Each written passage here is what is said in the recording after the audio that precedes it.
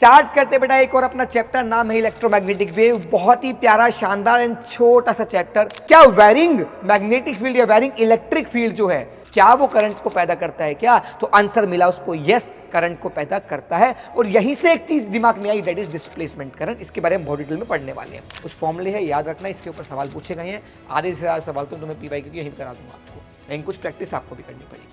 किसी पर्टिकुलर समय पर अगर आपको एनर्जी डेंसिटी बतानी है तो समय की वैल्यू पुट करो, आंसर आ जाएगा। सही है, वैसे ही समय बहुत चल रहा है आजकल। ये छोटी छोटी बातें, एक एक माइंड मैप का एक एक शब्द आपके लिए कीमती होना चाहिए, अमृत की तरह काम करना चाहिए। एक एक माइंड मैप का एक एक शब्द याद रखा तो भाई साहब मेंस के आधे सवाल तो यूं ठप होके आपके कदमों में आ जाएंगे भाई साहब, जान लेने वाले। हेलो, नमस्कार, आदाब, सत श्री अकाल, क्या हाल चाल है भैया। स्टार्ट करते बेटा एक और अपना चैप्टर, नाम है इलेक्ट्रोमैग्नेटिक वेव। बहुत ही प्यारा, शानदार एंड छोटा सा चैप्टर और एकदम लल्लू चैप्टर है बेटा। ये चैप्टर करने के बाद आपको एक कॉन्फिडेंस आएगा कि केवल हम 1-1.5 घंटे के अंदर, या सही मायने बताऊं अगर आप बहुत डिटेल में भी पढ़ना चाहते हो तो 2-2.5 घंटे के अंदर आप इस चैप्टर को पूरा डिटेल में कर सकते हैं। और अगर आप इस चैप्टर को ये मान के चलिए 5 घंटे दे देते हैं, क्वेश्चंस के साथ बोल रहा हूं मैं कि सारे पीवाईक्यू कर लिए हमने, सारा चैप्टर पढ़ लिया हमने, तो आप इस चैप्टर के अंदर 5 से 6 घंटे में जीरो से खिलाड़ी बन सकते हो। और ये जान के आपको आश्चर्य होगा कि हम इतने बड़े बड़े चैप्टर पढ़ते हैं फिजिक्स के अंदर, फिर भी उनमें से 1 या 2 क्वेश्चन आते हैं। और ये छोटा सा चैप्टर है जो कि भैया सुबह बैठोगे शाम तक एकदम हीरो बन जाओगे, बिल्कुल भी नहीं आता होगा तब भी बन जाओगे। और उसके बाद इसमें से एक क्वेश्चन लगभग हर शिफ्ट के अंदर आता है बेटा। हर बच्चे की एक के पेपर में एक सवाल उसको देखने को मिल जाएगा इस चैप्टर के ऊपर। तो बहुत ही प्यारा चैप्टर है बेटा, इस चैप्टर को करना ना भूलिएगा। ये एक तरीके से वो चैप्टर है जो आपको फ्री के नंबर दिलाएंगे। तो अगर फ्री के नंबर चाहिए तो आ जाओ, दिला देंगे। चलिए भैया स्टार्ट करते हैं। सबसे पहले क्या क्या अपन पढ़ने वाले हैं, तो जो इस चैप्टर के अंदर छोटी छोटी मेन चीजें वो मैंने लिख दी हैं कि भैया एक डिस्प्लेसमेंट करंट के बारे में पढ़ेंगे, एक हम इलेक्ट्रोमैग्नेटिक वेव क्या होती है, कैसी दिखती है, कैसी इक्वेशन होती है, उसकी प्रॉपर्टीज क्या होती है, वो सब पढ़ेंगे। उसके बाद इलेक्ट्रोमैग्नेटिक वेव अपने पास कितनी एनर्जी कैरी करती है, कितना मोमेंटम कैरी करता है, कितना एनर्जी डेंसिटी होता है, कितनी इंटेंसिटी होती है इलेक्ट्रोमैग्नेटिक वेव की, कुछ टर्म्स वो डिसाइड करेंगे, पढ़ेंगे। और उसके बाद बात करें तो हम पढ़ने वाले लास्ट में इलेक्ट्रोमैग्नेटिक स्पेक्ट्रम, जो कि रटने रटाने वाला पार्ट है। फटाफट से पढ़ के खत्म करते हैं। आइए जी स्टार्ट करते हैं बेटा। कहानी शुरू होती है ईएमआई चैप्टर से। हमने इलेक्ट्रोमैग्नेटिक इंडक्शन चैप्टर में पढ़ा था। इलेक्ट्रोमैग्नेटिक इंडक्शन चैप्टर में हमने क्या पढ़ा था बेटा, कि अगर आपके पास किसी लूप में से, किसी क्लोज लूप में से क्या होता है बेटा, मैग्नेटिक फील्ड अगर चेंज हो रहा होता है, इसका मतलब मैग्नेटिक फ्लक्स चेंज हो रहा होता है। मैग्नेटिक फ्लक्स चेंज हो रहा होता है बेटा, तो आपके पास क्या देता है, वो इंड्यूस्ड ईएमएफ देता है। और अगर वो लूप क्लोज था तो अगर ईएमएफ है, पोटेंशियल डिफरेंस है, तो करंट भी आएगा। इसका मतलब कहानी कहां से शुरू हुई कि वेरिंग मैग्नेटिक फील्ड, जो एक बदलता हुआ मैग्नेटिक फील्ड, यानी कि टाइम के साथ बदलने वाला मैग्नेटिक फील्ड किसको पैदा करता है बेटा, करंट को पैदा करता है, इंड्यूस करंट को पैदा करता है। दिमाग में थॉट आया मैक्सवेल के कि क्या रिवर्स भी ट्रू है। रिवर्स क्या है कि क्या वेरिंग मैग्नेटिक फील्ड या वेरिंग इलेक्ट्रिक फील्ड जो है, जो वेरिंग इलेक्ट्रिक फील्ड है, क्या वो करंट को पैदा करता है क्या? तो आंसर मिला उसको, यस, करंट को पैदा करता है। और यहीं से एक चीज दिमाग में आई, दैट इज डिस्प्लेसमेंट करंट। इसके बारे में बहुत डिटेल में पढ़ने वाले हैं। तो ध्यान से देखिए, ईएमएफ चैप्टर में हमने पढ़ा कि वेरिंग मैग्नेटिक फील्ड क्या देता है बेटा, आपको इंड्यूस्ड ईएमएफ देता है। इंड्यूस्ड ईएमएफ का मतलब इंड्यूस्ड इलेक्ट्रिक फील्ड दे रहा है, क्योंकि ईएमएफ का मतलब क्या होता है, वोल्टेज। और जहां वोल्टेज होता है, पोटेंशियल डिफरेंस होता है, वहां पर क्या होता है, इलेक्ट्रिक फील्ड होता है। इसका मतलब मैं बोल सकता हूं मैग्नेटिक फील्ड का बदलना बेटा इलेक्ट्रिक फील्ड को पैदा कर रहा है एंड करंट को पैदा कर रहा है। तो दोबारा सुनिए, हमने अब तक पढ़ लिया पुरानी कहानियों के जरिए क्या, कि मैग्नेटिक फील्ड का बदलना क्या पैदा करता है, इलेक्ट्रिक फील्ड को या करंट को पैदा करता है। तो दिमाग में थॉट आया क्या, उल्टा ट्रू है क्या? उल्टा क्या बेटा आपके पास, क्या इसका रिवर्स, यानी कि क्या वेरिंग इलेक्ट्रिक फील्ड क्या करंट को पैदा कर सकता है क्या? क्या करंट को पैदा कर सकता है, यानी कि जैसे मैग्नेटिक फील्ड के बदलने से करंट पैदा हो रहा है, वैसे ही क्या इलेक्ट्रिक फील्ड के बदलने से करंट पैदा हो सकता है क्या, उसके बारे में चर्चा करेंगे। या अगर करंट आया, करंट पैदा हुआ, इसका मतलब मैग्नेटिक फील्ड भी आया, क्योंकि करंट की वजह से क्या आता है बेटा, मैग्नेटिक फील्ड आता है। याद आया क्या? यस सर, बिल्कुल सही बात है। इसका मतलब इस स्टेटमेंट को रिवर्स सोचा गया तो आंसर मिला यस, ये ट्रू है। तो उसके बारे में हम पढ़ने वाले हैं कि इसका आंसर क्या है बेटा, यस। तो क्या मिला, वेरिंग इलेक्ट्रिक फील्ड क्या पैदा करता है बेटा, induced current and magnetic field. अगर करंट इंड्यूस हुआ है तो मैग्नेटिक फील्ड भी होगा। Yes sir. बात आती है बेटा, सबसे पहले एक सर्किट देखिए। मान लो एक कैपेसिटर लगाया हुआ है, ये बड़े बड़े जो ये प्लेट्स हैं वो क्या कैपेसिटर की प्लेट्स हैं, और ये सर्किट के साथ जोड़ दी गई है ना जी। अब यहां पर एक बैटरी तो लगाना भूल ही गए हैं भैया, आई से कैसे काम चलेगा? ये लो भाई साहब, इसमें एक बैटरी लगी थी, स्विच ओपन था, स्विच जैसे ही क्लोज किया करंट दौड़ना चालू करता है कि नहीं करता? और शुरुआत के टाइम पे आपको पता है कि कंडक्टर मतलब जो एक कैपेसिटर है वो कैसा काम करता है बेटा? प्लेन वायर की तरह काम करता है टाइम जीरो पर। धीरे धीरे धीरे धीरे धीरे धीरे कैपेसिटर चार्ज हो रहा है, यानी कि सर्किट में करंट फ्लो हो रहा है। अरे याद क्लियर याद है क्या? सेकंड चैप्टर के अंदर, कैपेसिटर चैप्टर के अंदर हमने पूरी इक्वेशन भी पढ़ी थी कि चार्ज होता है Q is equal to Q naught 1 minus e to the power minus t by tau t by R C. अरे पढ़ा था कि नहीं पढ़ा था कि किस तरीके से कितने समय में कितना चार्ज हो जाएगा वो निकाल सकते हैं। एक बार डिफरेंशिएट करते हैं तो आता है I is equal to I nought e to the power minus t by R C. क्या मेरी बात क्लियर है? अरे बोलो भाई, I is equal to I nought e to the power minus t by R C. R C क्या होता है? टाइम कांस्टेंट होता है। यानी कि चार्जिंग ऑफ कैपेसिटर की इक्वेशन भी पढ़ी थी। इसका मतलब कुछ काफी टाइम तक आपके पास क्या इस सर्किट में करंट होता है, करंट होता है, करंट होता है। तो भैया एक बात बता, यहां पर तो समझ में आता है, यहां पर तार का टुकड़ा था तो यहां पर तो करंट था, क्योंकि यहां पर इलेक्ट्रॉन फ्लो हो रहे हैं। सही बात है, इलेक्ट्रॉन चार्जेस फ्लो हो रहे हैं तो करंट था। अरे भैया यहां तो कुछ भी नहीं है, तो यहां कैसे करंट आ गया? यहां कौन सा इलेक्ट्रॉन आ गया भाई जिसने करंट को फ्लो कराया? तो दिमाग चकराया, दिमाग चकराया। फिर दो चीज और सोची गई यार कि यार एक बात बता, हमने पढ़ा था करंट इलेक्ट्रिसिटी चैप्टर के अंदर कि यार जंक्शन नाम की एक चीज होती है। क्या होती है? जंक्शन नाम की चीज। अब बताओ, जंक्शन के अकॉर्डिंग अगर पी पॉइंट पर एक आई करंट आ रहा है, यस तारों में तो करंट हो सकता है, होना भी चाहिए, तो इसको मैंने बोल दिया आई कंडक्शन। जो अब तक हम नॉर्मल करंट पढ़ रहे थे उसको नाम दे दिया आई कंडक्शन करंट। यानी कि आज तक हमने जो भी करंट पढ़ा उसको नाम दे दिया कंडक्शन करंट, यानी कि जो इलेक्ट्रॉन के चार्जेस के फ्लो करने के कारण आता है बेटा, उसको बोल के कंडक्शन करंट। अब देखा गया कि पी पॉइंट पर अगर करंट आ रहा है तो पी पॉइंट से उतना ही करंट निकलना चाहिए था। क्यों सर? क्योंकि जंक्शन लॉ ने ये बात कही थी। या तो किरचॉफ गलत है या ये गलत है जो हम पढ़ रहे हैं, या समझने में कुछ गड़बड़ हो रही है हमसे। क्या मेरी बात क्लियर है कि इस प्लेट पर आने वाला करंट जाने वाले करंट के अगर बराबर नहीं है तो या तो किरचॉफ हमें पागल बना रहा था, या फिर आपके पास कुछ ना कुछ हम यहां पर मिस कर रहे हैं। तो पहला लॉ अगर देख के देखा जाए तो भैया पहला लॉ फेल होता हुआ दिखाई दे रहा है। जो पहला मतलब किरचॉफ का जंक्शन लॉ फेल होता हुआ दिखाई दे रहा है। दूसरी बात और, अगर मैं यहां पर एक इमेजिनरी एम्पेरियन लूप ले लूं, यहां पर एक एम्पेरियन लूप ले लूं, तो यहां पर इस वायर के इर्द गिर्द क्या मैग्नेटिक फील्ड होगा? सही बात है। क्या किया गया कि इस वायर के मतलब इस सेटअप में इधर एक कंपास रखा गया, कंपास डिफ्लेक्ट किया, इसका मतलब यहां पे क्या है? मैग्नेटिक फील्ड है। यस सर, समझ में भी आता है सर। क्यों? क्योंकि यहां पर करंट है, एम्पेरियन लूप लोगे, बी डॉट डीएल लगाओगे तो mu naught into I inside. I inside किसके बराबर आएगा? आई कंडक्टिंग के बराबर आ गया। पर बात ये आई, अगर मैं इस कैपेसिटर के अंदर वाली जगह पर चेक किया, मैंने यहां पर कंपास रखा, तो भैया यहां पर भी क्या आई? डिफ्लेक्शन आई। ओ सर, इसका मतलब इस रीजन में भी क्या है? Magnetic field. हो सर, कैसे? क्योंकि भाई अगर मैं एम्पेरियन लूप लूंगा तो सर बी डॉट डीएल से mu naught into I inside. Sir अंदर तो कोई करंट दिखाई नहीं दे रहा, तो बी डॉट डीएल तो जीरो आ रहा है। अब इस जो लूप का जो लेंथ है वो थोड़ी जीरो है, इसका मतलब बी जीरो होगा। सर सर क्या बात कर दी, अभी तो बोला कंपास डिफ्लेक्ट किया था। अगर कंपास डिफ्लेक्ट किया मतलब बी तो है, तो बी डॉट डीएल जीरो कैसे आ सकता है? और बी डॉट डीएल जीरो नहीं आएगा तो म्यू नॉट तो जीरो है नहीं, तो भैया आई इनसाइड की वैल्यू कुछ ना कुछ तो आनी चाहिए, जबकि यहां तो कोई करंट दिखाई नहीं दे रहा। तो अगर मैं देखूं तो नॉर्मल तरीके से चलेंगे तो ये वाला लॉ एम्पेरियन जो एम्पेयर सर्किटल लॉ है वो भी फेल होता दिखाई दे रहा है आपको। इसका मतलब देयर इज समथिंग जो कि हम मिस कर रहे हैं, जो कि हमें समझ नहीं आ रहा, जो कि हमें समझने की जरूरत है। और वही है बेटा क्या? Displacement current. वही क्या बेटा? Displacement current. तो समझिए ध्यान से बेटा, जब एक कैपेसिटर चार्ज हो रहा था तो मान लो किसी समय पर इस पर प्लस स्मॉल क्यू चार्ज है और यहां पर माइनस स्मॉल क्यू चार्ज है। तो plus Q minus Q charge यहां पर क्या आ गए? किसी टाइम टी पर आ गए। तो हम इसके बीच में किसी भी जगह पर इलेक्ट्रिक फील्ड क्या लिख सकते हैं बेटा? एक प्लेट के कारण sigma by epsilon 2 epsilon not, दूसरी प्लेट के कारण सिग्मा बाय 2 एप्सिलॉन नॉट। तो नेट कितना होते हैं बेटा? सिग्मा बाय एप्सिलॉन नॉट होते हैं। तो ई नेट इलेक्ट्रिक फील्ड जो आया बेटा वो किसके बराबर है? Sigma by epsilon not.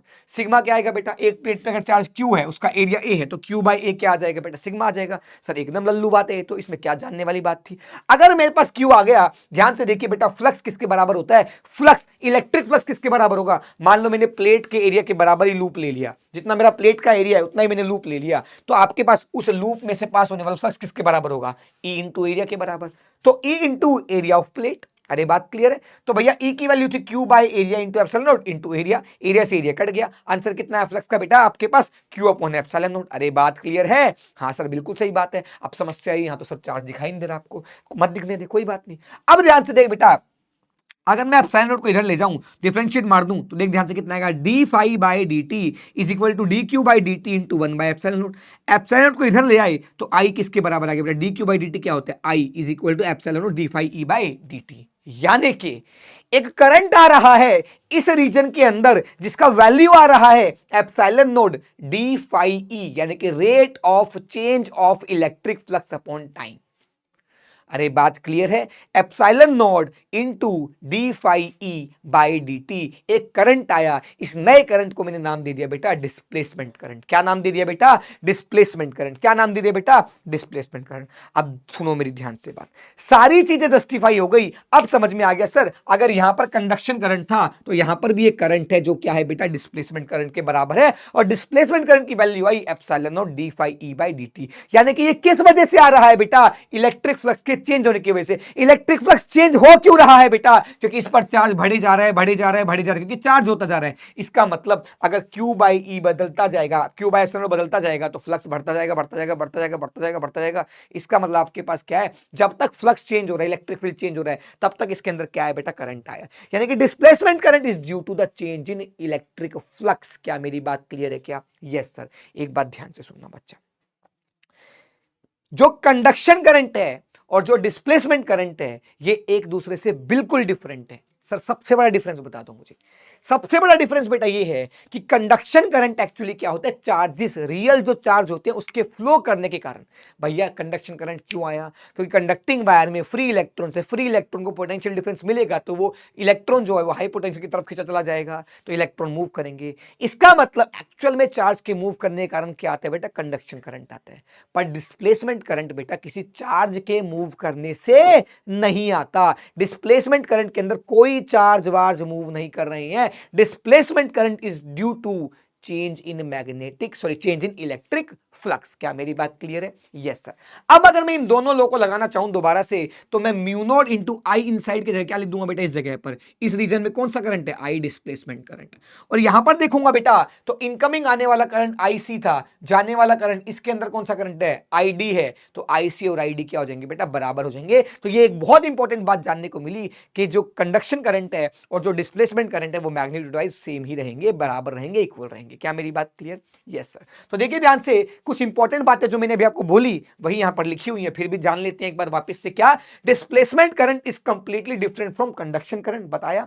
क्या? In displacement current nothing is flowing, कुछ भी फ्लो नहीं कर रहा। It is due to the time varying electric field, वो टाइम वेरिंग इलेक्ट्रिक फील्ड के चलते पैदा हो रहा है, क्योंकि इलेक्ट्रिक फील्ड बदल रहा है, इलेक्ट्रिक फ्लक्स बदल रहा है, इलेक्ट्रिक फ्लक्स बदलने से यहां पर एक डिस्प्लेसमेंट करंट आ रहा है।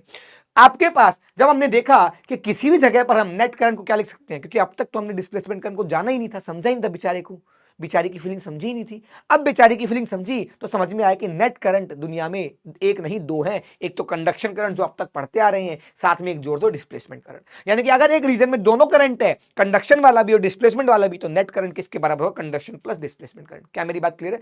तो कंडक्शन करंट को तो आईसी बोल ही दिया, डिस्प्लेसमेंट करंट का फॉर्मूला यहां पर बेटा ये एप्सिलॉन नोड आएगा, epsilon naught d phi E by d t. आपके पास। क्या मेरी बात क्लियर है? ये डिस्प्लेसमेंट करंट का फॉर्मूला आ गया। इसके बाद देखा गया by junction law, Kirchhoff junction law क्या बोल सकते हैं? इनकमिंग करंट आईसी था और वही करंट आउटगोइंग करंट के बराबर होना चाहिए, और आउटगोइंग करंट किसके बराबर? डिस्प्लेसमेंट करंट के बराबर। यानी कि आईसी और आईडी क्या होंगे बेटा? बराबर ही होंगे। क्या मेरी बात क्लियर है? यस सर, बिल्कुल सही बात है सर। अब बात आती है बेटा मैक्सवेल्स की इक्वेशन। इसमें से आपने सारी की सारी इक्वेशन पहले भी पढ़ रखी है, बस एक इक्वेशन मॉडिफाई हुई है आपके पास, और कुछ भी नहीं है भैया। क्या?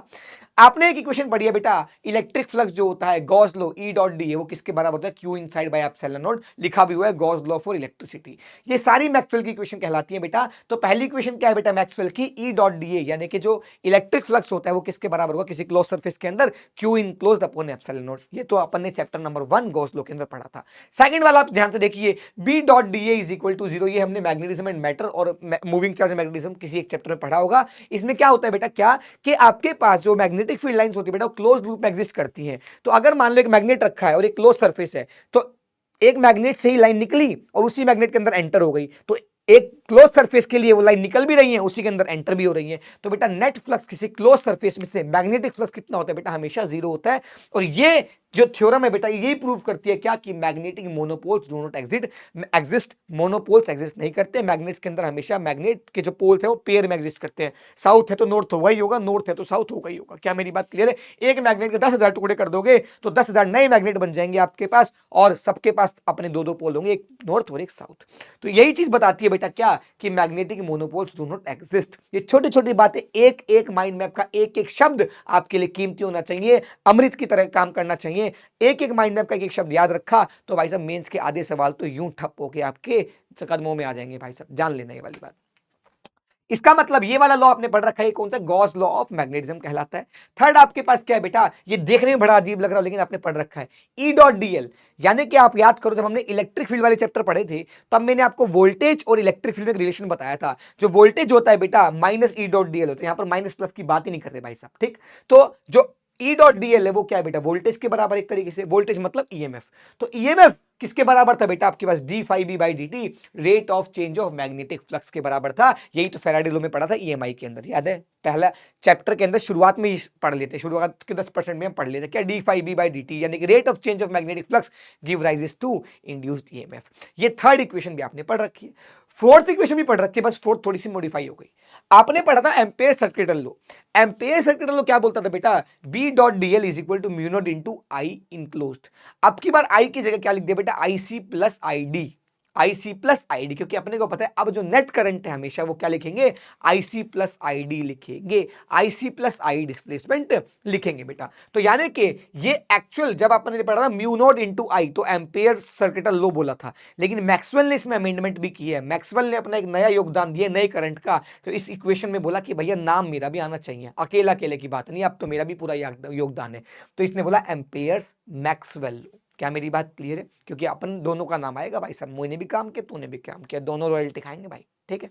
आ जाओ जी, नेक्स्ट बेटा आपके पास क्या है, source of EM wave, accelerating charge. आपके पास क्या है, अगर कोई चार्ज एक्सेलरेट कर रहा है, मान लो एक चार्ज कांस्टेंट वेलोसिटी चल रहा है, कोई ईएम वेव नहीं होगी, पर एक चार्ज तेज तेज भागता जा रहा है, यानी कि एकदम से एक्सेलरेट होता जा रहा है, स्पीड बढ़ती जा रही है उसकी या स्पीड घटती जा रही है उसकी, या डायरेक्शन बदल रहा है आपके पास। जैसे इलेक्ट्रॉन आपके पास क्या होते हैं, घूम रहे होते हैं किसके अंदर, आपके पास क्या बोलते हैं, इलेक्ट्रॉन क्या शेल्स में घूम रहे होते हैं। घूमने का मतलब क्या, एक्सेलरेशन है, क्योंकि बिना सर्कुलर मोशन बिना एक्सेलरेशन के नहीं हो सकता। तो जिस भी चार्ज पार्टिकल के पास एक्सेलरेशन है वो ईएम वेव पैदा करेगा, जनरेट करेगा, प्रोड्यूस करेगा। क्या मेरी बात क्लियर है। Oscillating, oscillation to and fro motion, ऐसे ऐसे ऐसे क्या हो रहा है आपके पास, या आपके पास अगर मोशन हो रहा है किसका, चार्ज पार्टिकल का, तो वो क्या करेगा आपको बेटा, वो भी क्या देगा आपको, वो भी आपको एक इलेक्ट्रोमैग्नेटिक वेव देगा। एक बात और, एटॉमिक डीएक्साइटेशन, जब आपके पास क्या होता है, जब एक शेल से हाईएस्ट शेल से लोअर शेल में क्या आता है, इलेक्ट्रॉन आता है बेटा, एक मान लो सेकंड शेल से फर्स्ट शेल में एक इलेक्ट्रॉन आया बेटा, तो आपके पास क्या होता है, कुछ एनर्जी रिलीज होती है। वो एनर्जी किस फॉर्म में रिलीज होती है बेटा, आपके पास इलेक्ट्रोमैग्नेटिक फॉर्म वेव की फॉर्म में रिलीज हो रही होती है। तो ये कुछ मेथड है जिस तरीके से हम इलेक्ट्रोमैग्नेटिक वेव को पैदा किया जा सकता है। अब बात आती है सर इलेक्ट्रोमैग्नेटिक वेव क्या है। आपको एक बात बताऊं, ये सारी की सारी डेटा मैंने अपनी खुद की किताब से लिखा है।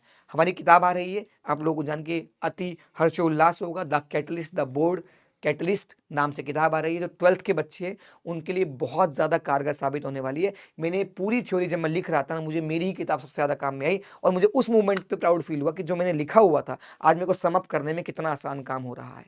उस किताब के अंदर बहुत ज़्यादा कम शब्दों में बहुत ज़्यादा आपके लिए इफेक्टिव काम करने की कोशिश की गई है। तो बोर्ड कैटलिस्ट आप लोगों के लिए पेश है, मार्केट में आ जाएगी ट्यूसडे वेंसडे तक, जब ये आपके पास वीडियो आएगी मंडे को, उसके 1-2 दिन बाद तक मार्केट में भी मिल जाएगी। तो 12th के बच्चों के लिए बहुत ज़्यादा कारगर साबित होने वाली है, रामबाण और अमृत साबित होने वाली है। तो चलिए स्टार्ट करते हैं बेटा, मतलब आगे और बढ़ते हैं आपके पास। तो जो सोर्स था आपके पास वो क्या है, जो इलेक्ट्रोमैग्नेटिक वेव पैदा कैसे की जा सकती है, इस तरीके से पैदा की जा सकती है। इसके बाद बात आती है बेटा क्या, अगर एक बात याद रखना, अगर आप याद करो कि जब एक चार्ज ऑसिलेट करता है तो ऑसिलेट करने की एक फ्रीक्वेंसी होती है, याद करो। अगर नहीं पता है तो एसएचएम के अंदर पढ़ते हैं 11th क्लास में, पूरा the superstar the mega star हमारे मनीष सर ने आपको पूरा चैप्टर भी पढ़ा रखा है ना। और आप किसी और बैच से पढ़े हो तो राजवंश सर, सलीम सर, सब लोगों ने आपको पढ़ाया ही होगा। और उसके बाद आपके पास माइंड मैप में भी कराया हुआ है सब चीजें, क्या कि भैया आप ऑसिलेशन है तो एक फ्रीक्वेंसी भी होगी, बिना फ्रीक्वेंसी मतलब एक सेकंड में कितनी साइकिल कंप्लीट हो रही है उसे तो फ्रीक्वेंसी बोलते हैं बेटा। और एक साइकिल किसे बोलते हैं, मान लो यहाँ से ये मीन पोजीशन है, ये ऐसे गया, फिर ये ऐसे आया, फिर ये यहाँ गया और फिर ये यहाँ आया, इसे एक साइकिल बोलते हैं बेटा, है ना। ऐसे जाते जाते वापस मीन पोजीशन पे, फिर आगे गया और फिर वापस मीन पोजीशन पे, ये एक साइकिल है। तो ऐसी ऐसी साइकिल एक सेकंड में कितनी हो रही है उसे बोलते हैं फ्रीक्वेंसी। तो याद रखना बेटा, जो चार्ज की फ्रीक्वेंसी होगी ऑसिलेट करने की, वही फ्रीक्वेंसी से ईएम वेव जनरेट होगी, इलेक्ट्रोमैग्नेटिक वेव जनरेट होगी। क्योंकि एक वेव की भी क्या होती है बेटा, एक फ्रीक्वेंसी होती है, उसके बारे में हम रिलेशन पढ़ेंगे। इलेक्ट्रोमैग्नेटिक वेव दिखने में कुछ ऐसी दिखती है, दिखेगी नहीं है आपको, पर अपन रिप्रेजेंटेशन ऐसे करते हैं। क्या होता है बेटा इलेक्ट्रोमैग्नेटिक वेव के अंदर? इलेक्ट्रोमैग्नेटिक वेव मिलके बनती है बेटा इलेक्ट्रिक फील्ड और मैग्नेटिक फील्ड से। इलेक्ट्रिक फील्ड और मैग्नेटिक फील्ड से मिलकर बनती है क्या बेटा? आपके पास इलेक्ट्रोमैग्नेटिक वेव।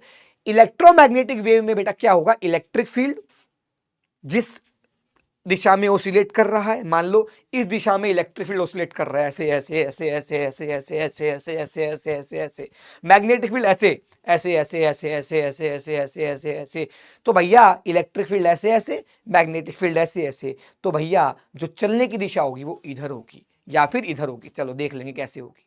बस समझने की बात ये बेटा क्या कि इलेक्ट्रिक फील्ड, मैग्नेटिक फील्ड और चलने की दिशा तीनों आपस में परपेंडिकुलर होते हैं। जैसे आप देख पा रहे हो यहां पे इलेक्ट्रिक फील्ड ऊपर वाली एक्सिस में वाइब्रेट कर रहा है, मैग्नेटिक फील्ड बाहर वाली एक्सिस में वाइब्रेट कर रहा है, तो चलने की दिशा इस तरफ है। तो एक ये एक्सिस, एक ये एक्सिस और एक ये एक्सिस। क्या मेरी बात क्लियर है? ये तो बहुत ऐतिहासिक स्टेप वैसे ही आपको पता ही है ना भैया? ये तो बहुत ऐतिहासिक स्टेप है। धुस धुस धुस धुस धुस धुस धुस। ये जब ऐसे कोई कर रहा है ना, एक ऐसे बहुत महान व्यक्ति ने एक ऐसे ऐसे एक्शन करके दिखाया था आपको, ये एक्चुअली उस महान व्यक्ति के अगर एक एक सेकंड की बात समझोगे ना तो बहुत इंपॉर्टेंट बातें उसमें थी। 4-5 साल पहले सोचो, ऐसे था तो मान लो मैग्नेटिक और इलेक्ट्रिक फील्ड दोनों मिनिमम है, और ऐसे है तो इलेक्ट्रिक फील्ड और मैग्नेटिक फील्ड दोनों मैक्सिमम है। ऐसे है इलेक्ट्रिक फील्ड और मैग्नेटिक फील्ड दोनों मिनिमम है। ऐसे है तो इलेक्ट्रिक फील्ड और मैग्नेटिक फील्ड दोनों मैक्सिमम है। इसका मतलब एक बात और समझा रहा है, खाली डायरेक्शन नहीं समझा रहा है, एक बात और समझा रहा है। क्या? कि इलेक्ट्रिक फील्ड और मैग्नेटिक फील्ड दोनों सेम फेज में होंगे। सेम फेज का मतलब है बेटा कि जब इलेक्ट्रिक फील्ड मैक्सिमम होगा उसी क्षण मैग्नेटिक फील्ड भी मैक्सिमम होगा, जब इलेक्ट्रिक फील्ड मिनिमम होगा उसी क्षण मैग्नेटिक फील्ड भी मिनिमम होगा। ठीक है जी? इसलिए ऐसे बिल्कुल ऐसे सिंक में चलने चाहिए हाथ। ये मैक्सिमम ये मिनिमम, ये मैक्सिमम ये मिनिमम, ये मैक्सिमम ये मिनिमम, ये मैक्सिमम ये मिनिमम, है ना? ये मैक्सिमम ये मिनिमम, ये मैक्सिमम ये मिनिमम, ये मैक्सिमम ये मिनिमम। तो ये चल गई आपके पास। तो ये जो सर ने उस टाइम पे बहुत साल पहले कराया था ऐसा स्टेप, हमने भी खूब देखा है भाई साहब, तुमने भी देख देख के बड़े हुए होगे इस तरीके से, तो आपको समझ में आएगा बेटा जो ऐसे सर ने सिंक में हाथ चलाए ना, इसका बहुत बड़ा इंपॉर्टेंट रोल है। ऐसे नहीं चला सकता मैं कि मान लो ये मैक्सिमम ये मिनिमम है, ऐसे नहीं, ये गलत हो जाएगा। अगर मैं हाथ ऐसे चलाऊं ना तो ये गलत है, तो ये गलत है। भले ये डायरेक्शन तो ये बता रही है, डायरेक्शन तो सही बता रही है, एक ऊपर एक इधर, ये सही बता रही है, पर भाई साहब ये गलत है। अगर ये मैक्सिमम और ये मिनिमम है तो गलत है। ऐसे कर दिया तो ये मिनिमम और ये मैक्सिमम है, गलत है भाई साहब। फिर यानी कि आपके पास ये हाथ जो है सिंक में चलनी चाहिए, दोनों मैक्सिमम दोनों मिनिमम, दोनों मैक्सिमम दोनों मिनिमम। ठीक है? तो एक मैग्नेटिक फील्ड और एक इलेक्ट्रिक फील्ड क्या है? आपस में परपेंडिकुलर होंगे, और ये चलने की दिशा की क्या होंगे बेटा? परपेंडिकुलर होंगे। ये वाली बात हमने जान ली है। अब हम सारी प्रॉपर्टीज जानेंगे, बहुत बेहतरीन बेहतरीन। तो भैया अभी भी बताया electric field, magnetic field and के जो है आपस में सारे क्या होंगे? परपेंडिकुलर। के वेक्टर क्या बेटा? चलने की दिशा को बताता है। के वेक्टर क्या है बेटा? चलने की दिशा को बताता है। और उसका मैग्नीट्यूड क्या होगा बेटा? ऑब्वियसली स्पीड होगी। भैया चलने का मतलब क्या है? स्पीड, और दिशा वेलोसिटी हो गई कुल मिला के। यानी कि स्पीड के साथ में दिशा बता दूं तो वेलोसिटी हो जाएगी। यानी के वेक्टर के एक तरीके से वेलोसिटी वेक्टर है। किसका? प्रोपोगेशन का। किसका बेटा? प्रोपोगेशन का। किसका बेटा? प्रोपोगेशन का। क्या मेरी बात क्लियर है? यस सर, बिल्कुल क्लियर, कोई समस्या नहीं है। आ जाओ जी। यहां पर बेटा अभी अभी बताया कि इलेक्ट्रिक फील्ड और मैग्नेटिक फील्ड क्या होता है? सेम फेज के अंदर होते हैं। डायरेक्शन ऑफ प्रोपोगेशन हम कैसे बता सकते हैं बेटा? ई क्रॉस बी से। क्रॉस प्रोडक्ट निकालना आता होगा। पहले वेक्टर की तरफ उंगलियां रखो राइट हैंड की, दूसरे वेक्टर की तरफ घुमाओ। मान लो एक वेक्टर इधर है, एक इधर है, तो पहले वेक्टर की तरफ उंगलियां रखी, सेकंड वाले वेक्टर की तरफ घुमाया, अंगूठा ये है। मान लो इलेक्ट्रिक फील्ड इधर है, मैग्नेटिक फील्ड इधर है, इलेक्ट्रिक फील्ड की तरफ उंगलियां रखी, बी की तरफ घुमाई, अंगूठा इधर है, तो चलने की दिशा इधर होगी। मान लो इलेक्ट्रिक फील्ड इधर है, मैग्नेटिक फील्ड इधर है, तो ई इधर है, बी इधर है ऊपर, तो ई की तरफ उंगलियां रखोगे पहले, बी की तरफ घुमाओगे तो अंगूठा इधर है, तो ये चलने की दिशा हो जाएगी। मान लो ये इलेक्ट्रिक फील्ड है, ये मैग्नेटिक फील्ड है, तो इलेक्ट्रिक फील्ड की तरफ उंगलियां रखी, बी की तरफ घुमाई, अंगूठा ऊपर है तो ऊपर तरफ चल रहा होगा। मान लो ये इलेक्ट्रिक फील्ड है, ये मैग्नेटिक फील्ड है, ये इलेक्ट्रिक फील्ड था, इलेक्ट्रिक फील्ड की तरफ उंगलियां रखी, बी की तरफ घुमाई, तो आपके पास अंगूठा नीचे है तो नीचे की तरफ वेव चल रही होगी। तो ई के ऊपर राइट हैंड की उंगलियां रखो, बी की तरफ उंगलियों को घुमाओ, अंगूठा क्या देगा बेटा? आपको चलने की दिशा देगा। ये क्रॉस प्रोडक्ट रूल होता है बेटा। तो ई क्रॉस बी की सहायता से आप क्या निकाल सकते हैं मेरे प्यारे बच्चे? मेरे प्यारे बच्चे क्या निकाल सकते हैं बेटा? ई क्रॉस बी से क्या निकाल सकते हैं बेटा? आपके पास कुल मिला के डायरेक्शन निकाल सकते हैं। क्या मेरी बात क्लियर है? हाँ हाँ हाँ बोलो भैया। कभी मौत के बारे में सोचा है? अच्छा आओ। तो ध्यान से देखो बेटा, आपके पास स्पीड ऑफ इलेक्ट्रोमैग्नेटिक वेव जो होती है बेटा वैक्यूम के अंदर, वो 3 × 10⁸ मीटर पर सेकंड होती है। अगर कोई और मीडियम होगा तो स्पीड बदल जाएगी। कितनी बदलेगी आपके पास? तो speed in any other medium बेटा, किसी और मीडियम में जो स्पीड होती है बेटा वो होती है v = 1/√में म्यू अपॉन, मतलब देखो एक्चुअल में ये जो डेटा आता है वो कैसे आता है बेटा, ये आता है 1/√में μ0 × एप्सिलॉन। म्यू नॉट की वैल्यू फिक्स है 4 पाई × 10⁻⁷, एप्सिलॉन नॉट की वैल्यू फिक्स है 8.85 × 10⁻12। दोनों वैल्यू पुट करोगे तो ये आंसर इतना आता है। पर अगर मीडियम चेंज हो जाएगा बेटा तो उस मीडियम की परमिएबिलिटी भी चेंज हो जाएगी और परमिटिविटी भी चेंज हो जाएगी। तो अगर किसी नए मीडियम में वेलोसिटी फाइंड आउट करनी है तो वी मीडियम किसके बराबर निकल के आएगा बेटा? उस मीडियम का म्यू और उस मीडियम का एप्सिलॉन रूट के अंदर 1 में। अब अगर इसको मैं लिखना चाहूं म्यू मीडियम को, लिख सकता हूं म्यू नॉट × म्यू आर, और इसको लिख सकता हूं बेटा epsilon naught × epsilon r. Relative permeability and permittivity की टर्म्स में हमने क्या लिख दिया? इसको लिख दिया। और 1/μ0 बाहर आ गए, म्यू नॉट म्यू आर बाहर हो गए, म्यू नॉट और एप्सिलॉन नॉट बाहर आ गए तो वो सी के बराबर होता है, और नीचे बच गया अंडर रूट में म्यू आर एप्सिलॉन आर। कुछ फॉर्मूले है, याद रखना, इसके ऊपर सवाल पूछे गए हैं। आधे से ज्यादा सवाल तो तुम्हें पीवाई क्योंकि यहीं करा दूंगा आपको, लेकिन कुछ प्रैक्टिस आपको भी करनी पड़ेगी। आगे बढ़े बेटा आपके पास, तो याद रखना बेटा, जैसे ये इलेक्ट्रिक फील्ड था, ये मैग्नेटिक फील्ड था, ई की तरफ उंगलियां रखी, बी की तरफ घुमाई, कहां जा रही है वेव? इधर जा रही है। क्या मेरी बात क्लियर है? यानी कि ई एक्स में है, ये वाई में है, तो आई क्रॉस जे के कैप के बराबर होता है कि नहीं होता? यस, सही बात है सर। तो आई कैप की टर्म्स क्या डायरेक्शन में क्या? इलेक्ट्रिक फील्ड, तो ये आई कैप है। मैग्नेटिक फील्ड जे कैप में है तो ये जे कैप, तो आई क्रॉस जे कितना होता है बेटा? के कैप होता है आपके पास, तो आंसर आ जाएगा। तो डायरेक्शन ऐसे निकल सकती है बेटा। अब देखो ध्यान से, अब इस इक्वेशन को समझ लो तो लाइफ जिंगल लाला 9 ये मान लो अगर इस चैप्टर में सवाल आएगा तो 50% तो सवाल चैप्टर ये संभावना है कि आपकी इसी इक्वेशन पे सवाल आएगा और इसी इक्वेशन में सारी जानकारी पूछेगा। देख ध्यान से, होता क्या है बेटा, जैसे आप ध्यान से देखना बेटा, साइन या कोस लिखा होगा यहां पे, उसके अंदर एक ओमेगा टी वाली टर्म होगी और एक के साथ कुछ वेरिएबल लिखा होगा।